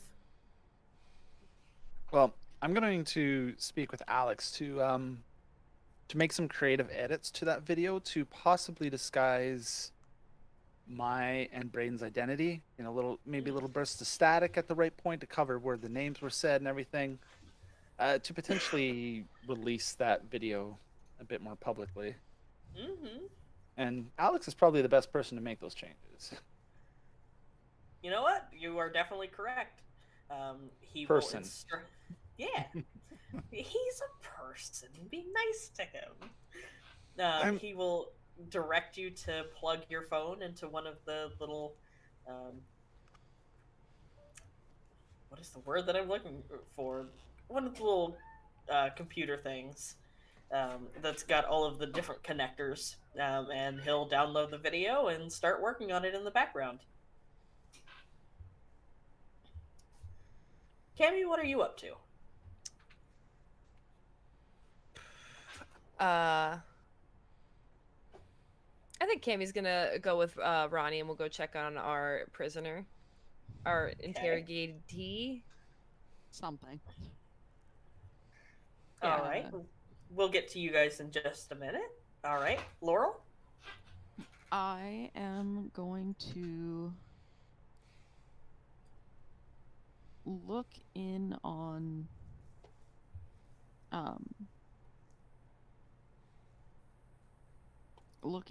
Pretzel, who I assume we've just kind of let deal with whatever the hell he's been dealing with in his head. Any changes, or is he still just... I would say he's probably mostly recovered by now. Okay. I'm assuming you guys have probably been keeping him in the med bay. Yeah. How many gonna have to get rehabilitated before he gets to go out to, like, in Anything. real life? Yeah. And I've been holding the helmet at my place just in case some weird link happens between Pretzel and helmet if they are too close. Or if he, finds it somehow and puts it back on for whatever reason. So I finally bring it in and plonk it down on Alex's table and go, "Hey, Alex, give me an analysis." Yes, Laurel. He'll tell you to that one he's going to need some time with, so take it back to the server room in the back and plug her in. It's probably got some sort of port on it somewhere that one of the many adapters in there will connect to. So hook it in there with it for a while. Yeah, and he'll get to digging through that. Brayden. And then I'm gonna send a quick text to Estella and Everett. Yes. Just saying, hey, here at regular time if you want to talk. Okay. I went with Ronnie originally. Okay.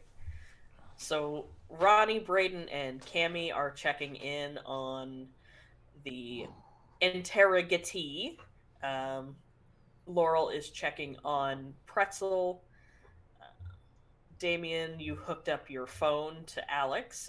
What are you going to do after that? Since we got the ID and everything, maybe look a little bit more into those individuals, because that was literally last night, so probably was not in any shape to do it when he got home. Yeah. Yeah. Okay. Just see if they have any criminal records, background, that sort of thing. Nice, easy stuff. See if this is something that they might have done on a regular basis, especially knowing what Brayden had told him. Okay. So you plonk yourself down at, we'll say, Estella's desk at the computer there. Alex will give you his access into the, public records, and you can type those people info in, and we'll get to that in a little bit. Who do we want to start with? Pretzel or the interrogation? Okay, interrogation it is. All right. So you three walk into the interrogation room where you have your friend held captive. As we're walking up, sorry. As no, we're go walking ahead. up, I'm gonna look at Ronnie, Ronnie and Cammie both. I don't know if Cammie's been in there, but I'm just gonna look at both of them and be like, "Has he said anything at all? Anything?" He's been pretty tight-lipped. I've been trying to ask him questions and everything like that, not roughing him up or anything like that. But then, if he starts trying to get a little bit too confident, a little bit too lippy, start repeating the same thing over and over again, then I just kind of turn up the heat on him a little bit. I don't do anything to him. Don't look at me like that. I just make him sweat a little bit, and then he passes out, and then I leave some water and stuff in there for him. And you see that Ronnie has like a coffee in his hands, but it's like lukewarm. It's not warm coffee. He knows better than that because someone kind of thing. And then he's got like some donut holes and stuff like that. It's a little bit of donut holes in there. Walks in. Buenos dias, culero. Just like being very loud. Well, he was asleep in the chair when you guys walked in, and he is very awake now. He hears your voice and gets kind of like a grumpy, sour look on his face, and then notices you actually have two other people with you and starts to look worried. Can I walk up to him? I'm gonna grab him by the chin. All Just 'cause right. you could sleep.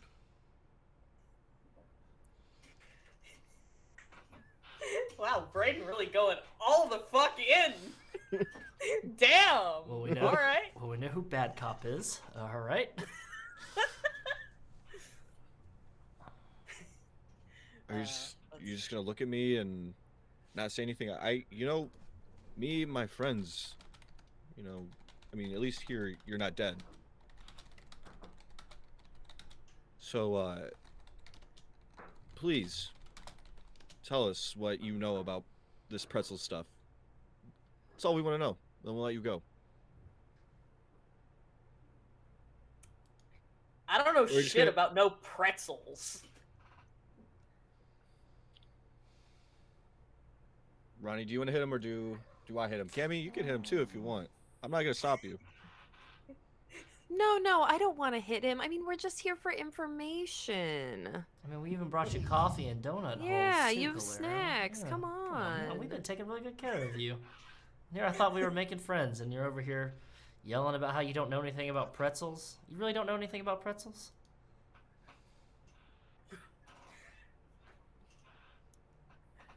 I know they're crunchy and have salt on them. Not all of them. That's fucking snarky. I don't like it. Brayden. You see, But you see, what be we're here. really... No, you go ahead, Ronnie. I'm just saying, be here. He's had a rough morning. He hasn't gotten a lot of sleep last night. There's been a lot of things happening, and it's really tense, really just wound up, So it's just like I'm gonna sniff him. Is he still wearing the same pants that he was wearing the other night? Yeah. When I asked I him, can smell it. Yeah. Well, when I asked him if he brought any pairs of pants, he just looked at me like I was an idiot, and I was like, well, guess I'm talking to a brick wall. Yeah. Shit brick wall. I can smell it.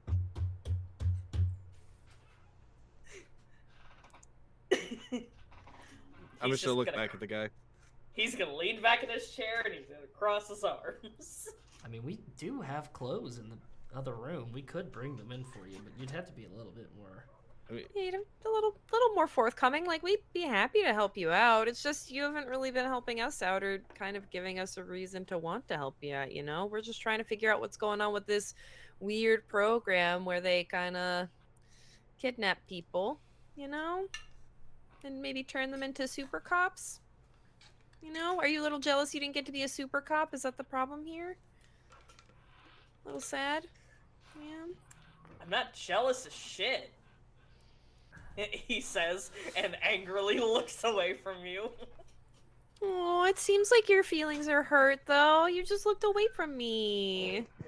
You're obviously sad. Come on, you can be honest with us.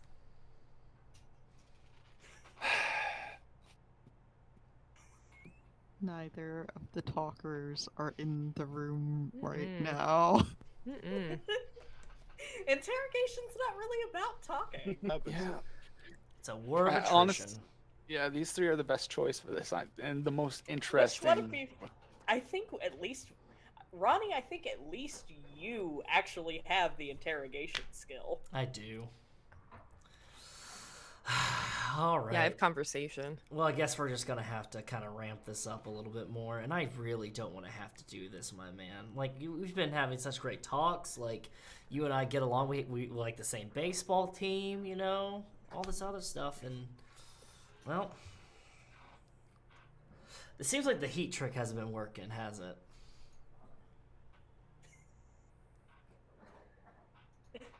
What, you just gonna make me sweat until I pass out again?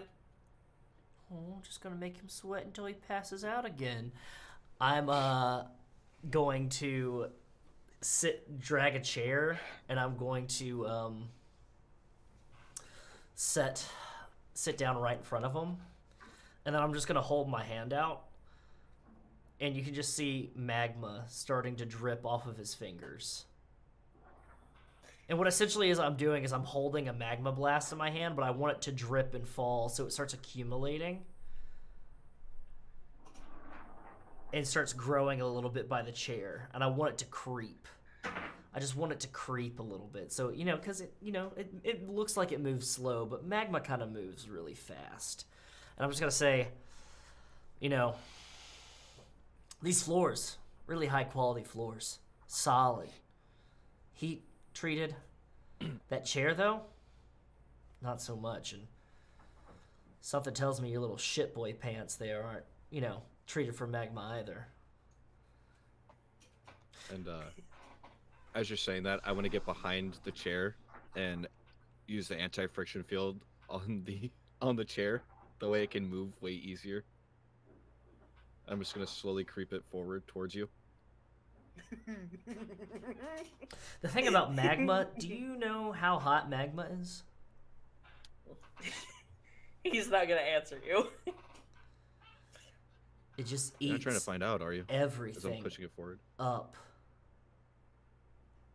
In its path. I even showed you a couple of videos earlier this week. You remember we were watching the Weather Channel? So, if you want to keep all of your little piggies right where they're supposed to be, you're going to start giving us answers. Like why you were out there, who sent you, and where your base is. And I would like to roll my interrogation. Go for it. Did you roll action points earlier? I did roll action points. I have 8.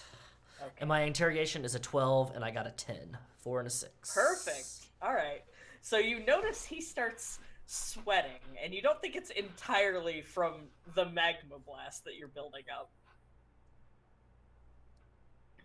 As he gets scooted ever so imperceptibly closer and closer and closer to you. Cammie, what are you doing while all of this is going on? I think Cammie is gonna leave, because she's gonna go get pants. A spare pair of pants for this guy. Yeah. She's gonna come back with a full outfit for this man. I love that. Mm-hmm. Cammie playing good cop over here. Oh yeah, Cammie is good cop. Cammie's the sweetest one of us. Absolutely. Uh-huh. I mean, even compared to Laurel, she's not saying cuss words and calling out hits on people, so. I mean, this could stop at any moment. Greg. Come on, Greg. Your fucking name is Greg. Like, as I put my head down towards his, like, to the side of his, your fucking name is Greg. Yeah, my name is Greg. What of it? Well, you have like a cooler name than that. No, not a little piggy like Greg's this. a cool name. Shut the fuck up. The magma starts kind of eating away at the chair leg a little bit, and the chair leg starts dipping. It's Ronnie, how could you melt this man named Greg? That I feel like that's too cool of a death in this particular situation.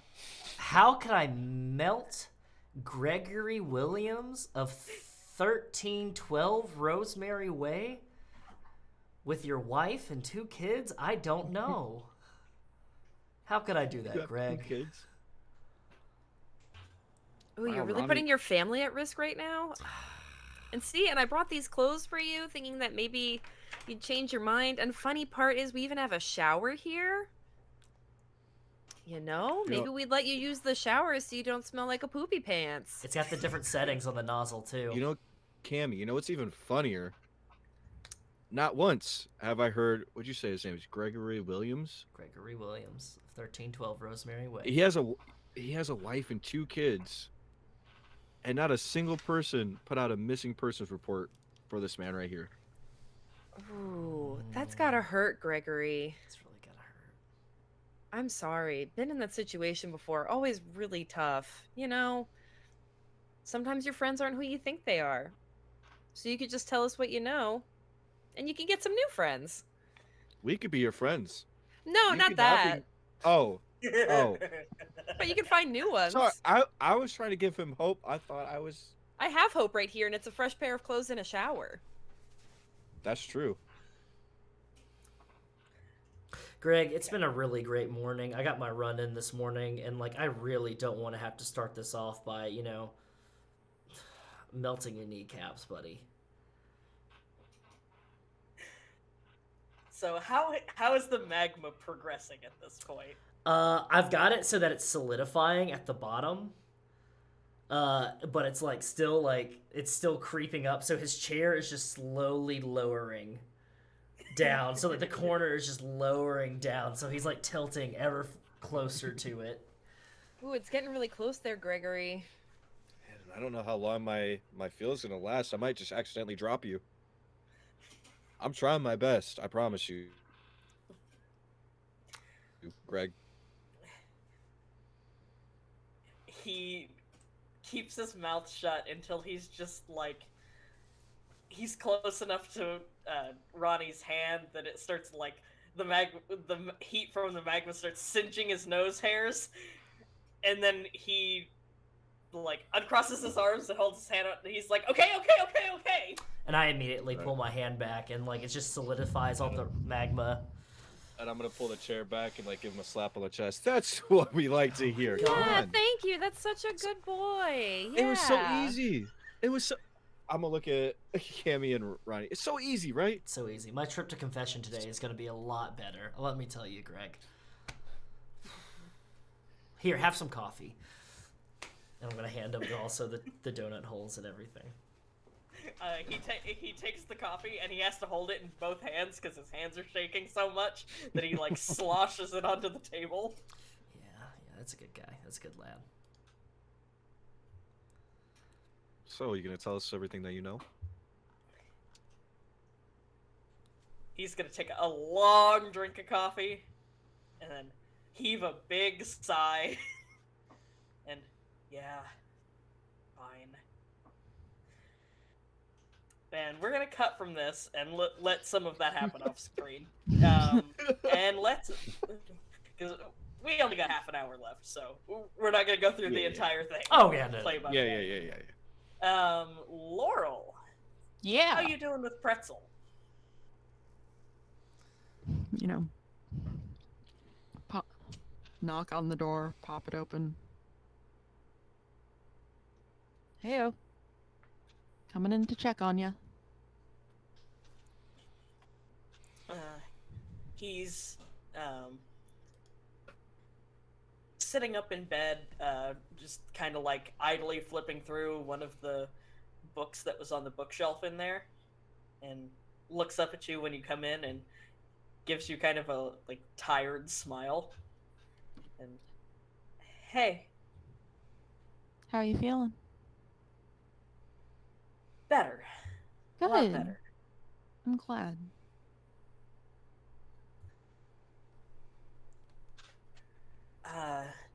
Do you know how Gretchen's doing? I haven't talked to her, but I figured you might want to be the one to do that. Do you want me to call her? Yeah.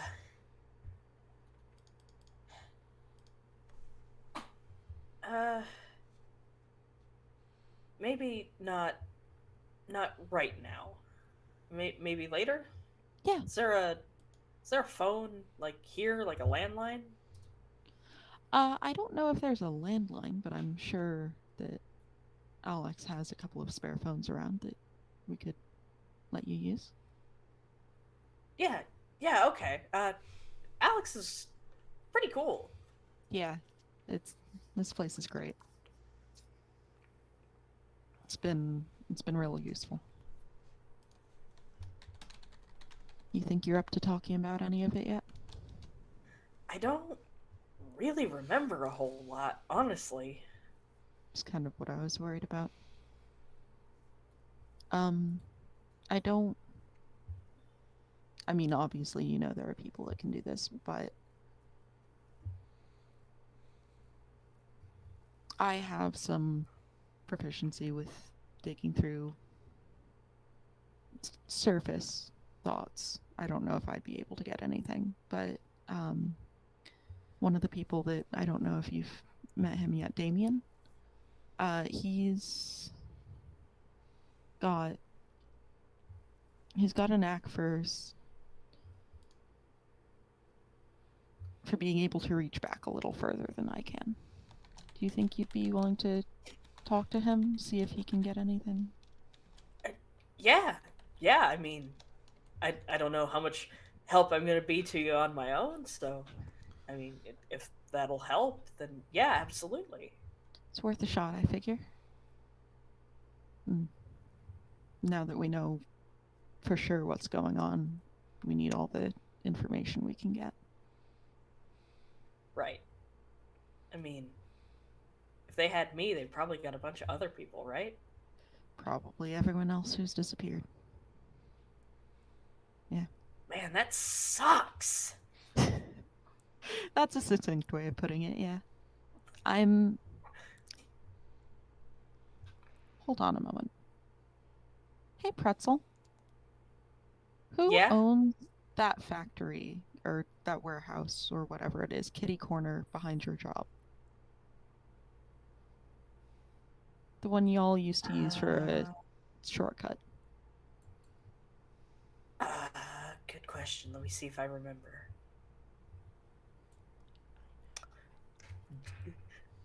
GM note. I'm checking my notes. Okay,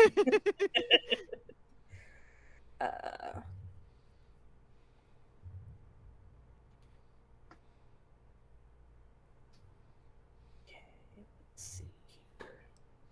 Trying to remember which episode we went there in. 2 or 3. 2 or 3. I want to say. Yeah. It was early. Yeah. Is it automotive? That's why I need the help remembering. Right. Let's see. Wasn't it like automotive? Humano Motors. Humano Mode.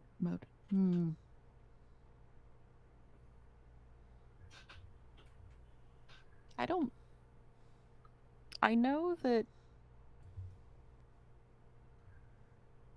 I'm probably just conspiracy theoristing at this point, but honestly, it's part of what got us here, so. You think that could be a front? With that name? I mean, it sure could be. Because you're not the only one that disappeared after going through there. Really? Yeah, there's at least one other, and at least one other from your plant. Well, shit. Then. Just a weird Yeah, thought. I guess. I mean, it's definitely worth looking into, I guess. Yeah. Anyway, our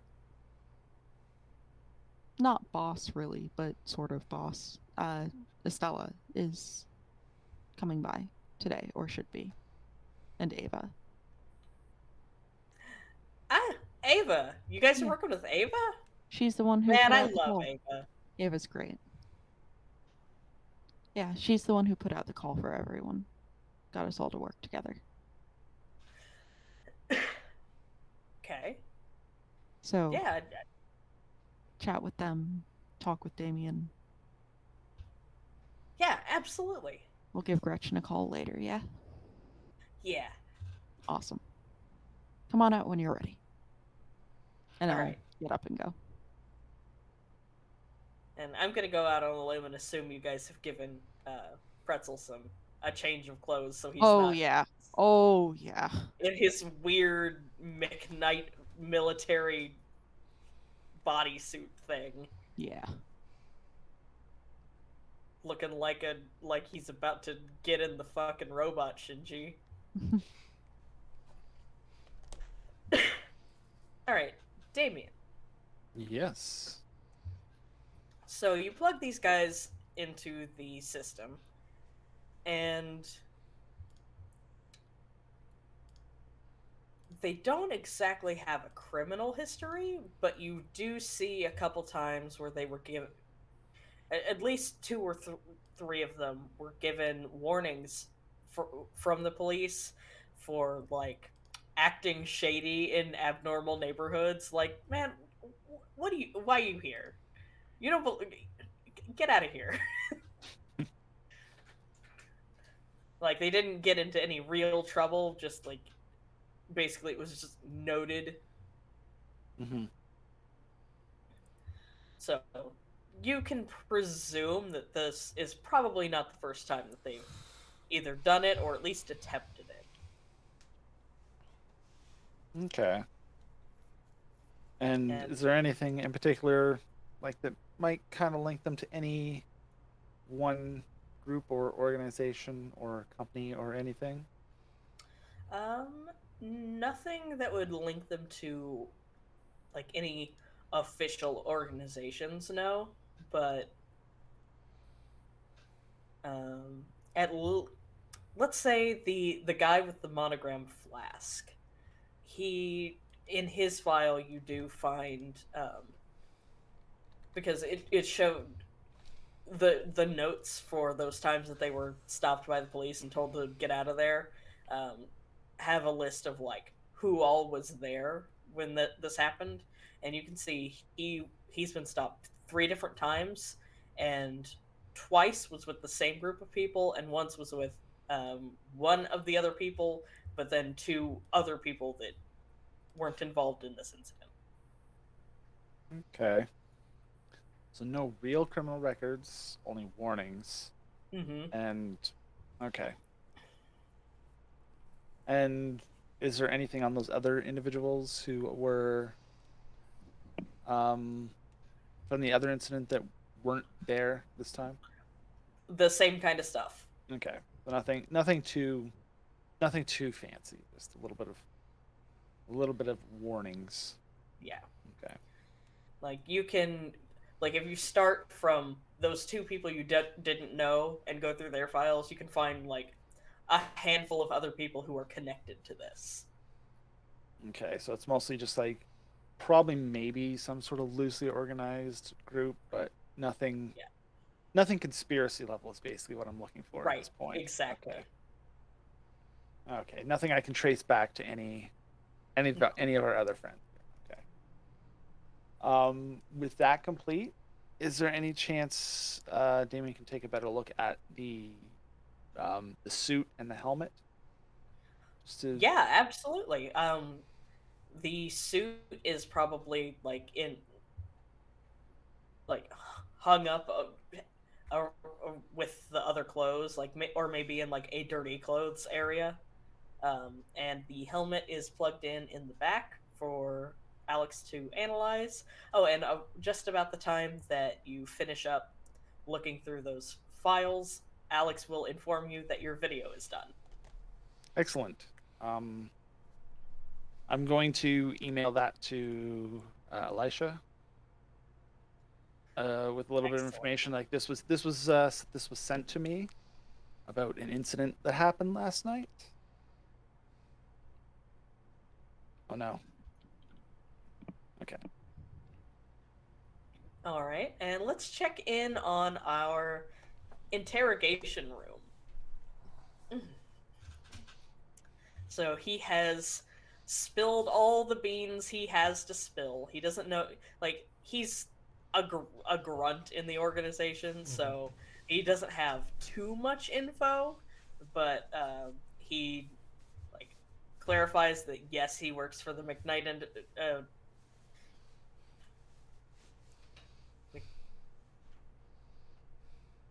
my brain can't words right now. I'm very tired. But he works for the McKnights. The guys in helmets are a new thing in the past, like, 2 months. None of the non-helmeted guys really trust them because obviously they're abnormals and they don't really know how they're involved, but they're, like, even he's able to, like, deduct that they're being mind controlled. Greg, does that make you feel comfortable? Knowing that the company that you work for is kidnapping people off the street and then turning them into robots to be puppeted? I mean, it's not great. What if you, or your wife Carla, was walking home from work one night, and somebody in a black van grabbed you or Carla, picked you up, put a bag over your head, took you to some undisclosed location, put a helmet over your head, and then now you're being used as a mind-controlled robot? I'm gonna do you one better, Ronnie. Greg, what if one day Ronnie, my friend over here, and no disrespect to you, Ronnie, I know you wouldn't end up like this, but for the hypothetical situation, Greg, if Ronnie was kidnapped, had that helmet put on him, and was mind controlled to kill you and your entire family, he could do that. Mm-hmm. He absolutely could do that. I punched Blackstar in the face. That is true. Honestly, like, swear to God, that is true. Cammie, our friend over there, fucking put a smack down on Blackstar. What if one of us were just mindless, puppeted soldiers of fortune? Shit, automating us gets you out of a job. You should be fucking angry about that. You should talk to your union about that. Under his breath, he's gonna... You think we have a union? I was gonna say, I don't think they have a union. Oh, that's fucked up. Hey, you don't need a union when all your people are mind controlled. Am I right? That's right. Hey, yeah. No complaints. No complaints about money or anything like that. Insurance. Look, the bottom line, Greg, is we want to find these people. We don't want that to happen to us. We don't want that to come back on you. Because at the end of the day, and I think I can speak for all of us here, we just want to live. And you can help us do that. You can be the guy who helps us get to where we need to be so we can stop this. And honestly, if it isn't us, it's somebody else. Somebody much meaner. Yeah, He'll someone kind might of actually kill you. That's what I'm saying. I didn't want to say it. We know what I was saying. My friend over there said what I was thinking and what I was implying. Because when I was holding you up before you decided to pass out, it could have been over. You could have never woke up. But here we are. With fresh clothes. With fresh clothes and less shit in your pants. And donut holes. And donut holes.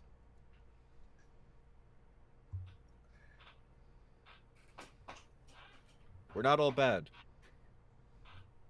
We just want our people back. He will... So, all he can give you, besides what he already said, is that wherever the signal for the helmets is coming from, that's like that part of McKnight's home base. He doesn't know exactly where it is, but he can tell you that it's for sure not any of the places that McKnight publicly owns. Got it. A subsidiary. Got it. Shadow partner. I think, Cammie, Brayden, we're telling you our actual names. We're very comfortable with you knowing who we are. We're good people. We're really nice people. But, Greg, you know what I really want for you? I want for you to be able to walk out of this building with new pants on, be able to get on a bus, go home, kiss your wife, the deepest kiss you've ever kissed your wife before, put your kids to bed, and then the next morning go right back to work. But in order for you to be able to do that, you're going to have to promise us a couple of things. And I think everybody might agree with this. If you don't, then please feel free to step in. A, I want you to tell them that my friend Brayden here, you're not going to call him Brayden, you're going to call him by a vigilante name or something like that. Something cool. Brayden might come up with one yourself, who knows. Threw you from here all the way to those fucking trash barges that are outside the industrial district. That's why you're all banged up and bruised. B, you're going to go back to work, but you're going to document everything. You're going to be discreet about it. You're not going to ask questions. You're not going to, get on anybody or anything like that. You're gonna document it, and you're gonna send it to our friend Alex here. You've heard Alex, right? Telling you the time, telling you the weather and things of that nature. Yeah, you heard Alex. You're gonna send us back. We're gonna give you a link. You can send it there. We'll be happy to get all that information. You're gonna take pictures. You're just gonna let us know. We want to know a lot of things about McKnight. See, I don't know a lot about McKnight. I don't really care about McKnight. All right, I don't use their products. They're shitty, you know. And then C.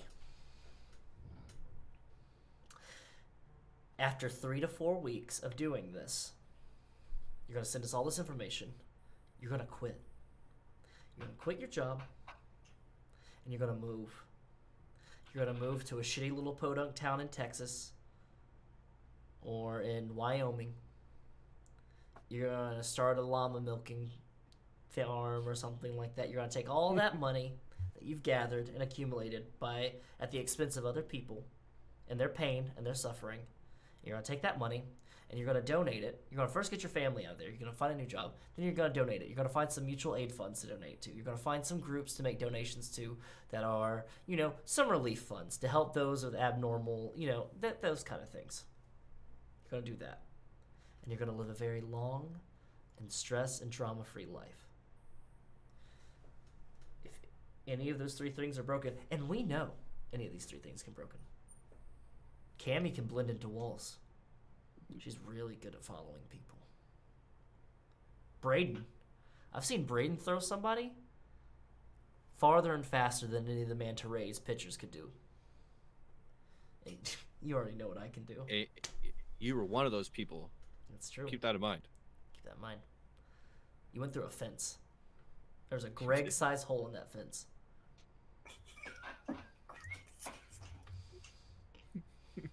So you're going to do these 3 things. And if you don't do them, I want you to say your name and address with me again. Greg Williams, 1312 Rosemary Way. Your wife's name is Carla. Your 2 beautiful children, Benjamin and Zen. Wonderful. Do we have an agreement? Yes, sir. Oh my God, we have an agreement. I'm gonna kiss him on the forehead. I'm gonna say, "Give him the pants, Cammie." Get this man his new pants. Make sure there are clean underwears. Is there clean underwear in there? There is. See, we got your underwear, man. We're not. Yeah, I got you a shirt too. Yeah, look at that. I came in here all angry because of some bullshit, and now you got new underwear. Congratulations. And yeah, she'll set them on the table and lean close to him and be like, "Don't forget, I'll find you." And she'll actually use her chameleon power and disappear.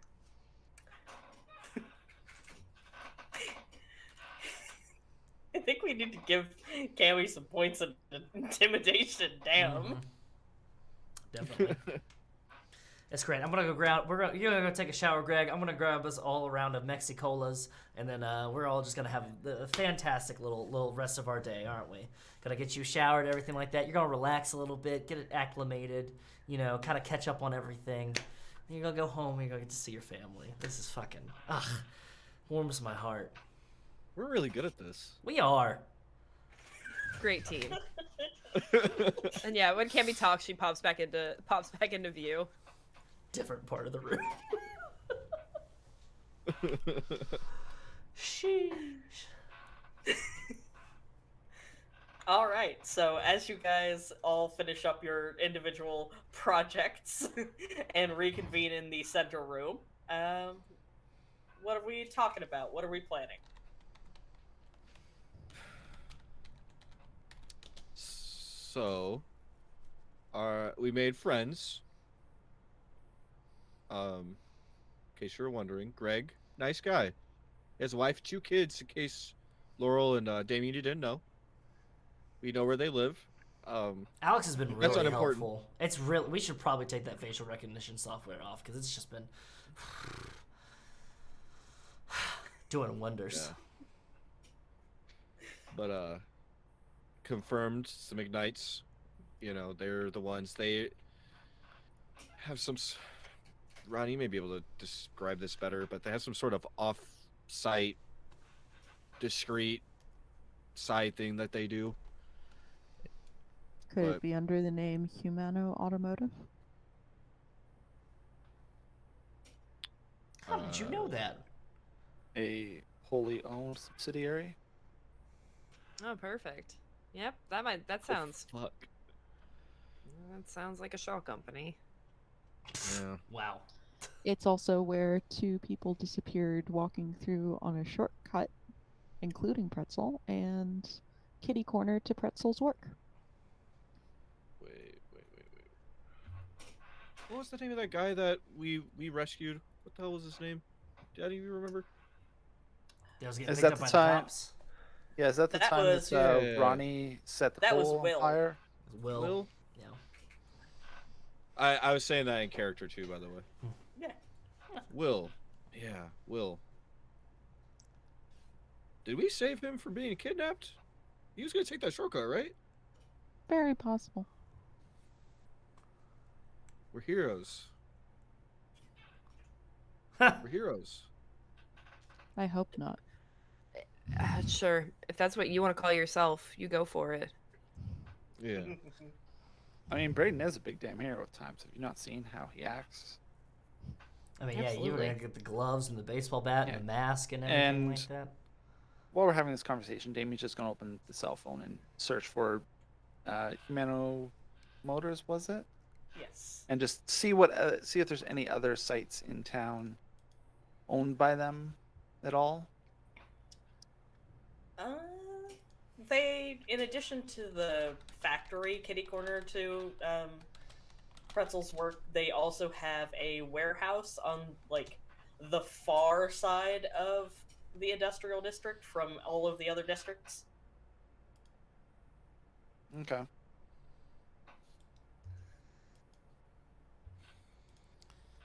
So I assume our next step is that Humano motor Seems as place? good a start as any. Pretzel's willing to, Damian, if you have any thing you can pull off of him. I know it's a long shot. I know it's not. I'm not sure. It Consistent, but, depends how far back it decides to tell me. Yeah, but I figured it was worth a shot. He's good And then to. there's always whatever Alex figures out about the helmet, see if it can track back Yeah. where the signal was coming from. Pretzel's doing okay though. Yeah, he's excited to talk to Gretchen again. That's good. Let's just make sure his all of his wavelengths are correct before we Yeah. send him off somewhere. I've been talking with Gretchen about having them move into my building, so we'll see. That reminds me. Cammie and Ronnie, I saw you two get envelopes. Does that mean we've all gotten our Do? payment? Not fully for me yet, but I have a good portion of it. That's good. Yeah, I've got some jagaloon that's walking around trying to bark orders to my fucking kitchen staff about walk-in stuff. So yeah, and deed has been signed over and everything, so I own the building and everything now, which is honestly overhead-wise, money-wise is pretty good, but headaches-wise, now I got to take care of my own maintenance shit. You know, it's I didn't get any envelopes, so with anything in them. I got him and I got texts. my texts. So yeah. Oh. Just something we to check out. That's all. Yeah. Lucky for us, ours kind of ended up connecting to a degree. So hopefully that continues. Set me on the right path, that's for sure. That's good. Did Okay. y'all get into something the other night? Look, all I'm gonna say I'm is gonna- that Brayden is a total badass. That's all I'm gonna say. Okay. I'm gonna make sure that my bite mark, because I assume there's still like a bruise bite mark. I'm like gonna make sure that's seriously covered. watch this, and I'm gonna show Ronnie the video, the edited video on the phone. Holy shit! Which has the bite edited out. Good. Thank you. You just clotheslined that guy. Just straight up. He flipped. He did like a fucking 620. Y'all had a time, huh? Yeah, and if we weren't there, if our friend Charlie hadn't told us to go there, do you see that house that everybody is just around? Fucking The house would have been set on fire with people inside of it. Ooh. I've seen that same thing happen before. Brayden, y'all are superheroes. That's what I'm trying to say. Yeah, Okay? you two are the Thank you. superheroes here. Please tell me you tied them up to like a light pole. You like all tied them up to a light pole and you left them there with a calling card. Like, did you like maybe put your name like this? I'm gonna put the anti-friction field right on Ronnie. And I'm gonna try walking towards me. Take a step. And you're gonna like slip and like you're on the world's slipperiest ice. Shit. Good thing I'm wearing my Crocs. All right. Yeah, good thing. And I noticed that they're in the off-road. Off-road mode. whatever Yeah, you call it. we were doing our interrogation. There was an off-road mode, you know, just in case. See, for most people, they can't really move outside of this space. Oh my god. So I had, like you saw in the video, you saw how they couldn't. I had just gathered them up, put them on there, and left them.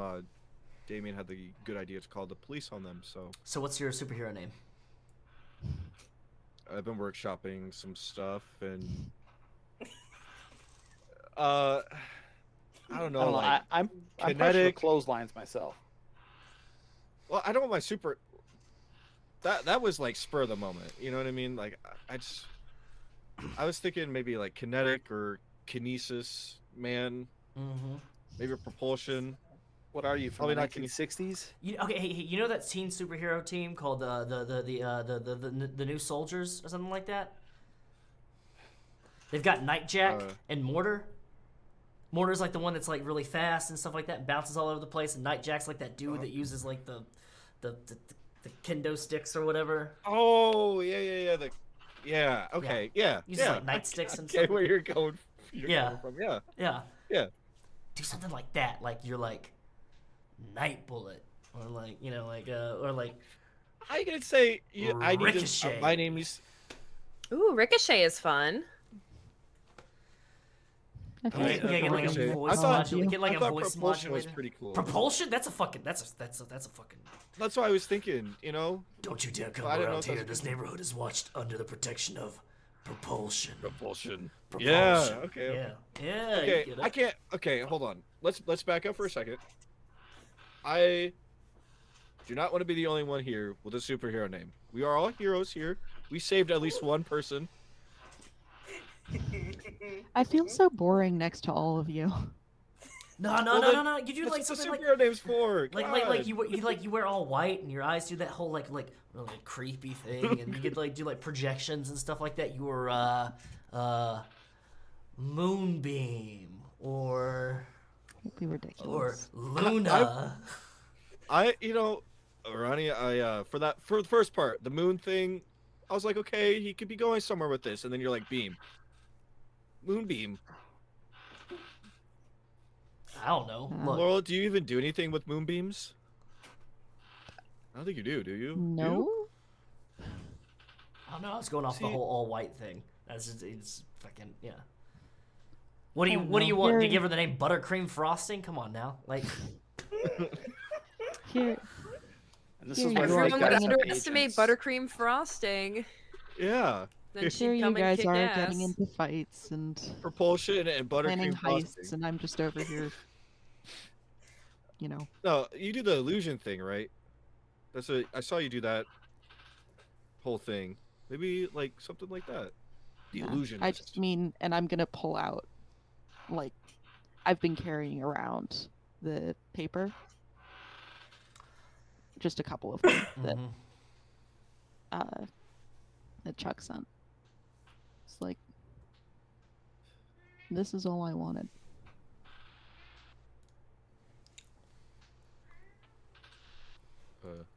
Well, look.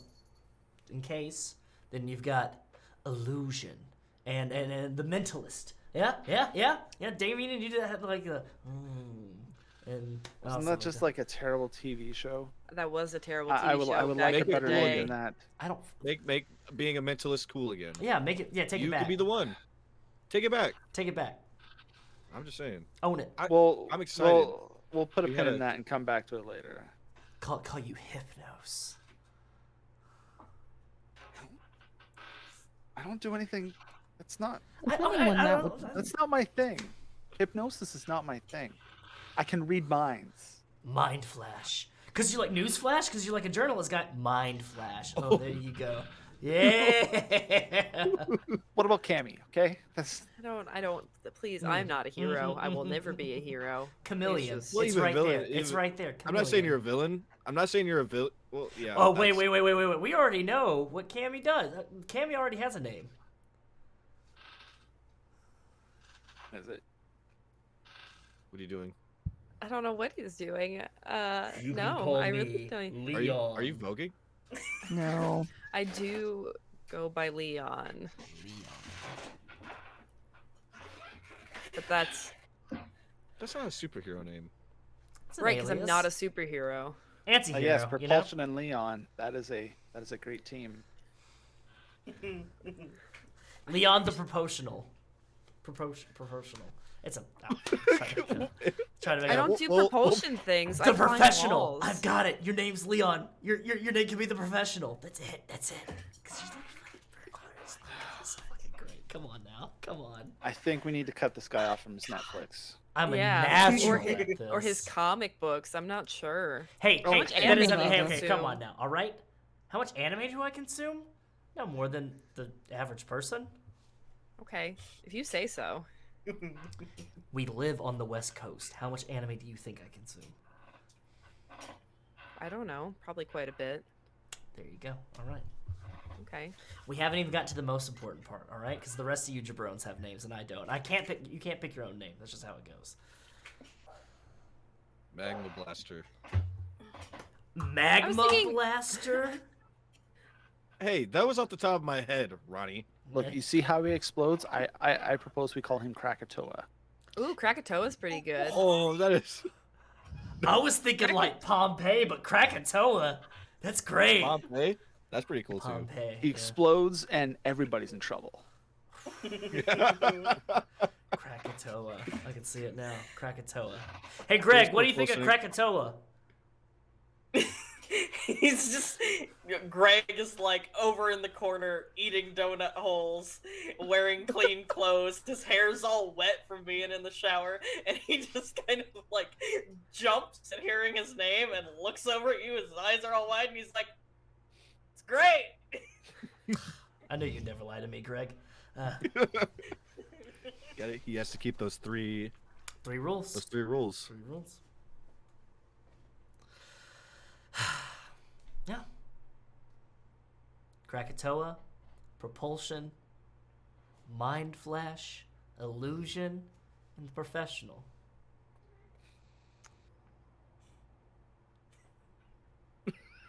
I think I'm pretty happy with Laurel. Fine. At this I'd point, have to be. All right, happy whatever. with A Laurel. guy can dream, okay? A guy can dream. Well, yeah, we'll see. It's better than King Arthur. Fucking come on, what does that even mean? Come on now.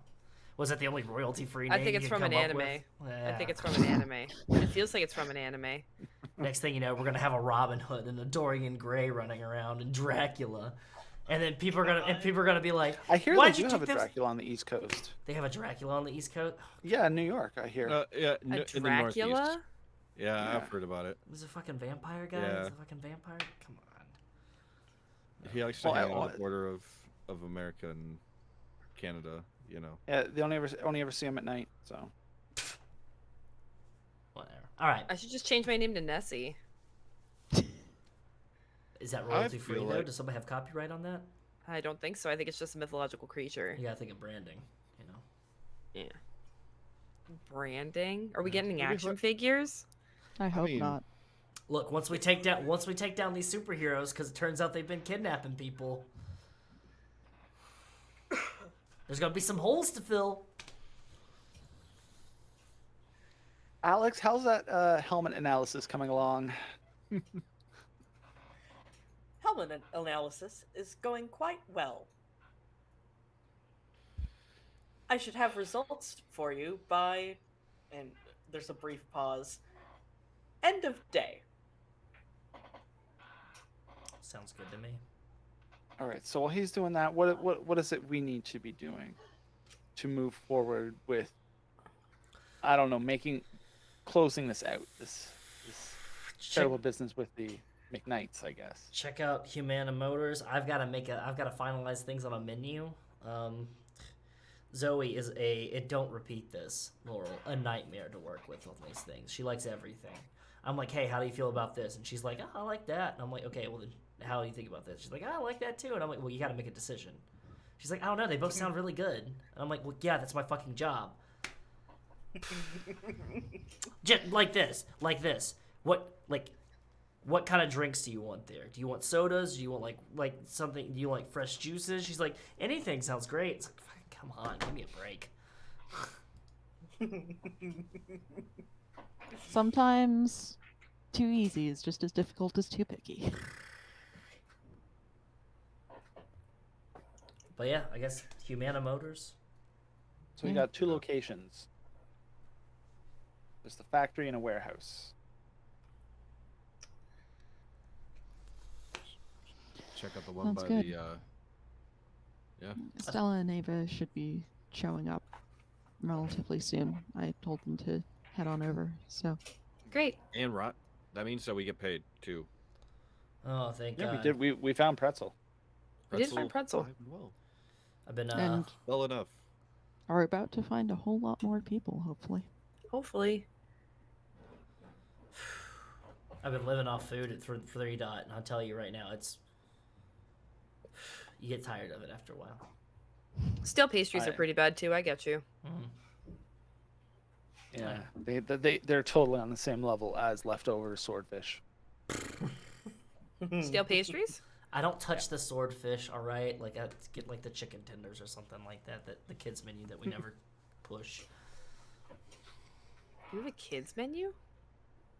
I mean, it does seem rather fitting. Yeah. For them, of course. The Tiki Tykes menu? Have you not looked at it at all? You work in host shifts. I host, but I don't look at the menu. Or the kids menu. It is a coloring book and a menu at the same time. Tiki Tykes. I trademarked that. That's genius. You shouldn't have told me there's coloring books at work. I don't know. I give it a 7 out of 10 name at best. Oh, I like it. It's cute. Look, It's just corny enough to be a kids menu. look, it's a I mean, kids have you- menu. You don't have to do too Have much. you done A/B tests with the kids? Yeah, we actually, we got them set up in the kitchen and everything like that, and then I had to ask them individually, what do you think of this? And then, Did you make them wear Crocs? Did you make them wear Crocs too? if you're gonna walk in that kitchen, then you have to wear non-slip shoes. You know the rules, all right? Annalise told me about how you and Damian the other night got a little bit too wild, all right? Damian got a little bit too much into the gin, and you had your little fizzy bubble drink or whatever that you had, and then y'all started being like, show us Ronnie, where's Ronnie? And trying to go back in the kitchen and everything like that. You weren't even drunk. You're just like, where's Ronnie? Show us Ronnie. We were trying to show you the video, man. Yeah. Yeah. You're just... Of course you don't remember this, Damian. She said that... We're gonna have to talk about your tab, by the way, all right? The fishbowl is meant for 3 to 4 people, okay? I'm just gonna say fishbowl is meant for 3 to 4 people. I'm sure the company covered it. Put it on the owner's tab. That's what we said, and they said it was fine. We're friends of Ronnie's. Put it on his tab. Everything was fine. Squared away. Done. They only can see a couple. So look at the mirror the next time you have to worry about that tab. Okay. Savagery. All right, and on that bit of silliness, I think we're gonna call it for the night. It's just about that time, and we will pick up where we left off next week. Yeah. So, All right. as a final note to everyone, because Laurel is very closed about this, and the last conversation was probably the closest that was an impressive noise, and I'm just going to say it was a motorcycle outside of someone's window.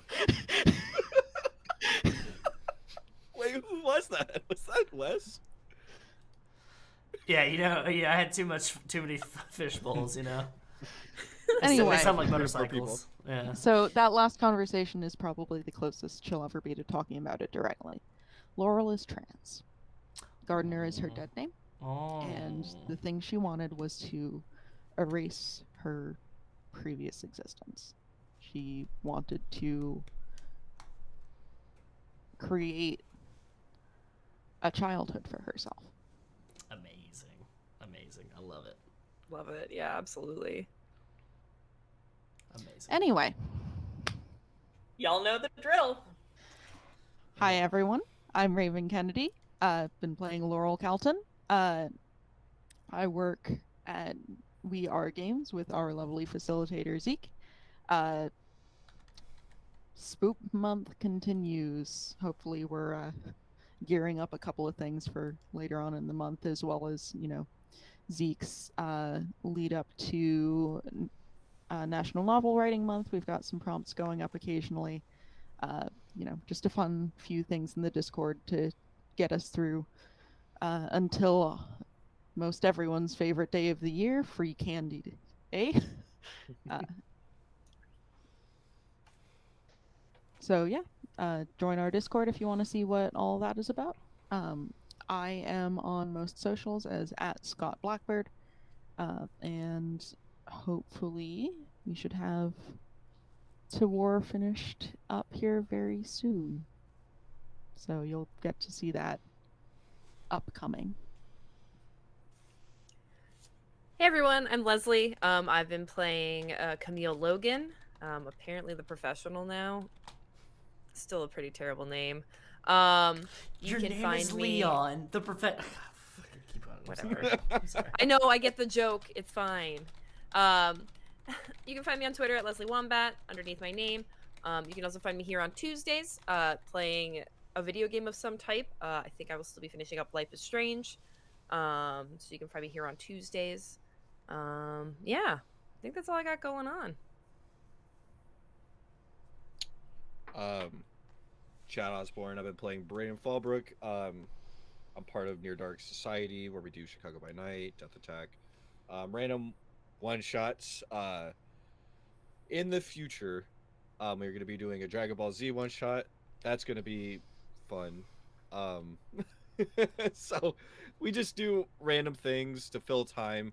We've been on a bit of a break because 2 of our people moved out and we're moving the studio to their house. So we've been on a bit of a hiatus because of that, but we're hoping next, not this will be by this weekend, when this airs this weekend, we'll be back to do that, where I play Lavende for Death Attack, Alexander for Chicago by Night.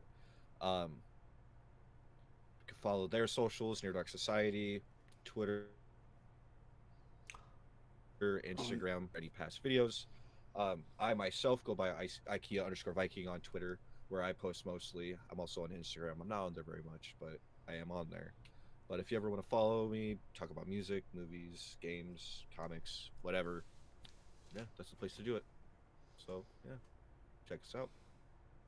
Go ahead and follow that Southern 10, that Northeastern 13.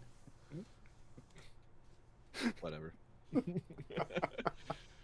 hell out of here. This is a great way to start my own. I can't stop laughing now. I'm Ryan Allen from 5 Foot Square, and I've been playing Damian Walsh, aka Mind Flash. Apparently, he's accepting. No, I'm personally accepting it. Damian might not be accepting it. I don't know. Right now, all the 5 Foot Square games are on hiatus, so that we can sort out what everybody's doing. Because we had a lot of trouble actually making the schedule, because everybody was kind of all over the place. We had one of our players actually move to the UK for school, so we're trying to sort out with that. We're hoping to have our games back in, I believe it's January. We're trying to sort out for. And I'm starting to put out feelers for recruitment for my Changeling Pirate game that I have talked about in the past. So look out for that. Information about that in probably the next week or two. Probably by the end of October at the latest. You can find me on Twitter and Instagram at the very least at the name underneath me, Red Wizard Ryan. I believe that's it. And so I am going to pass it over to one direction or the other, the wonderful producer for this evening. That's right, it's me, your boy Wes. So when we are doing this, then at this point, then there's been a lot of other things happening. So I'm going to be on vacation for the next week. You're going to be seeing some other things around here, but you're not going to be seeing me because I'm going to be on a little bit of a sabbatical. But do not worry, do not fret, because we have a lot of other content in the way here. So on Wednesday the 13th, we've got Nick playing games at 7 p.m. Eastern. Nick Francia, dear friend, nobleman Nick, is going to be playing either League of Legends or Final Fantasy XIV. We've been trying to crack into that demographic there. So if you're a big fan of either, then go ahead and check that out. That's 7 p.m. Eastern on Wednesday, October 13th. Then you can catch us here, another episode of Abnormalcy on the 15th. And then the 16th, we have at 3 p.m. Eastern Standard Time, because we are trying to hit that European market, that European demographic. We have the Red Opera Encore, where Pat Edwards is going to be taking players Regular Size Mom, Big Dad, and Steffi Devon, Jen Brazas, all on a journey that started at Virtual Horror Con last year, and we're hitting a recap of it because right now the Red Operas has a Kickstarter going out for their for a card deck that goes with the Red Opera, Apotheosis Studios. So go ahead, we're gonna be trying to support that, give a little bit of attention to that. So go ahead and check that out on the 16th. That'll be at 3 p.m. Eastern. And then I can tell you right now, at the end of the month, we have our Mischief Night fundraiser. Mischief Night fundraiser is going to be 24 hours of games, movies, shenanigans. You can see me get rolled by toilet paper. You can see me have eggs thrown on my face. You can see me eat candy, and depending on how well I answer or how much money you donate, it could be a trick or it could be a treat. We'll be watching things like Night of the Living Dead and talking about that. Great, fantastic movie. We'll also be talking about other horror movies, playing video games.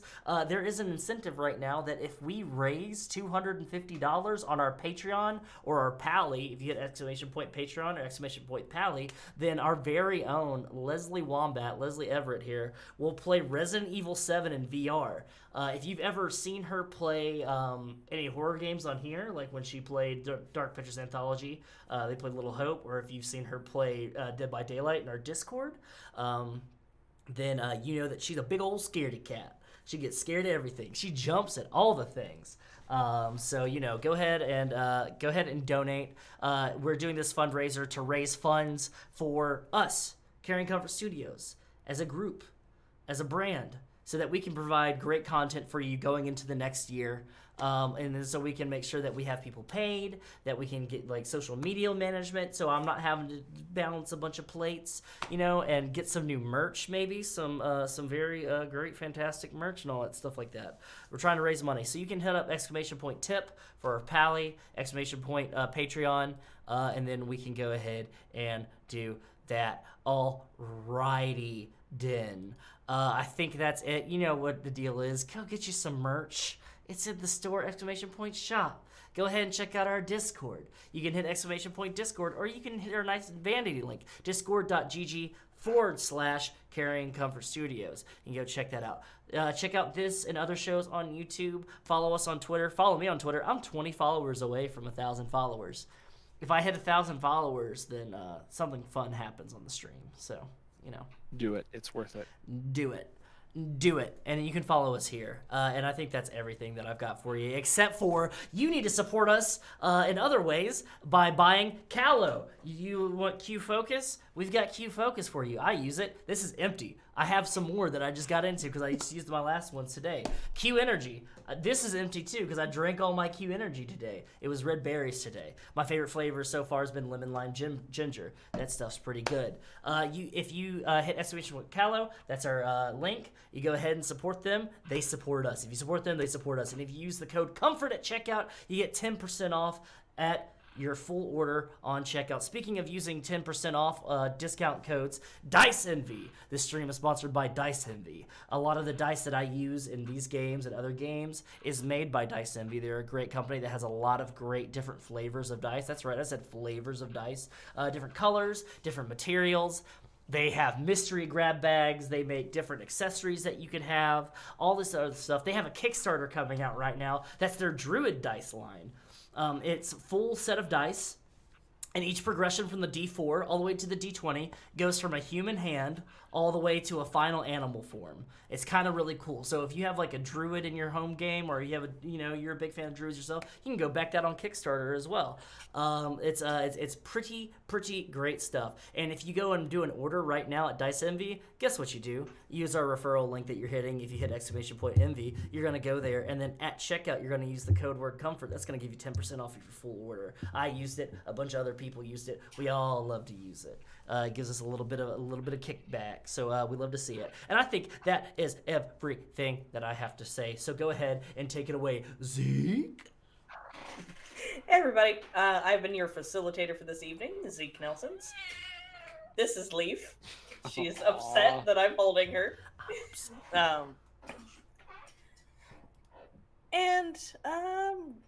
Gosh, between Wes and Raven, just about everything I had to promote is promoted. But yeah, I'm the community manager over on Carrion Comfort's Discord. And as Raven mentioned, both in the We Are Games server and in Carrion Comfort, I'm doing Preptober, which is the month of preparing to try to write a 50,000 word first draft of a novel over the course of November, which is National Novel Writing Month. It's a ridiculous thing to do, but it's very fun and very rewarding. It's not really about winning, it's about developing a good writing habit. So I hope you will join the Discord. You can grab the role to participate in our NaNoWriMo shenanigans in the roles menu. And I think that's about all I've got. So I hope everybody has a great night and a great weekend. And remember, comfort comes soon.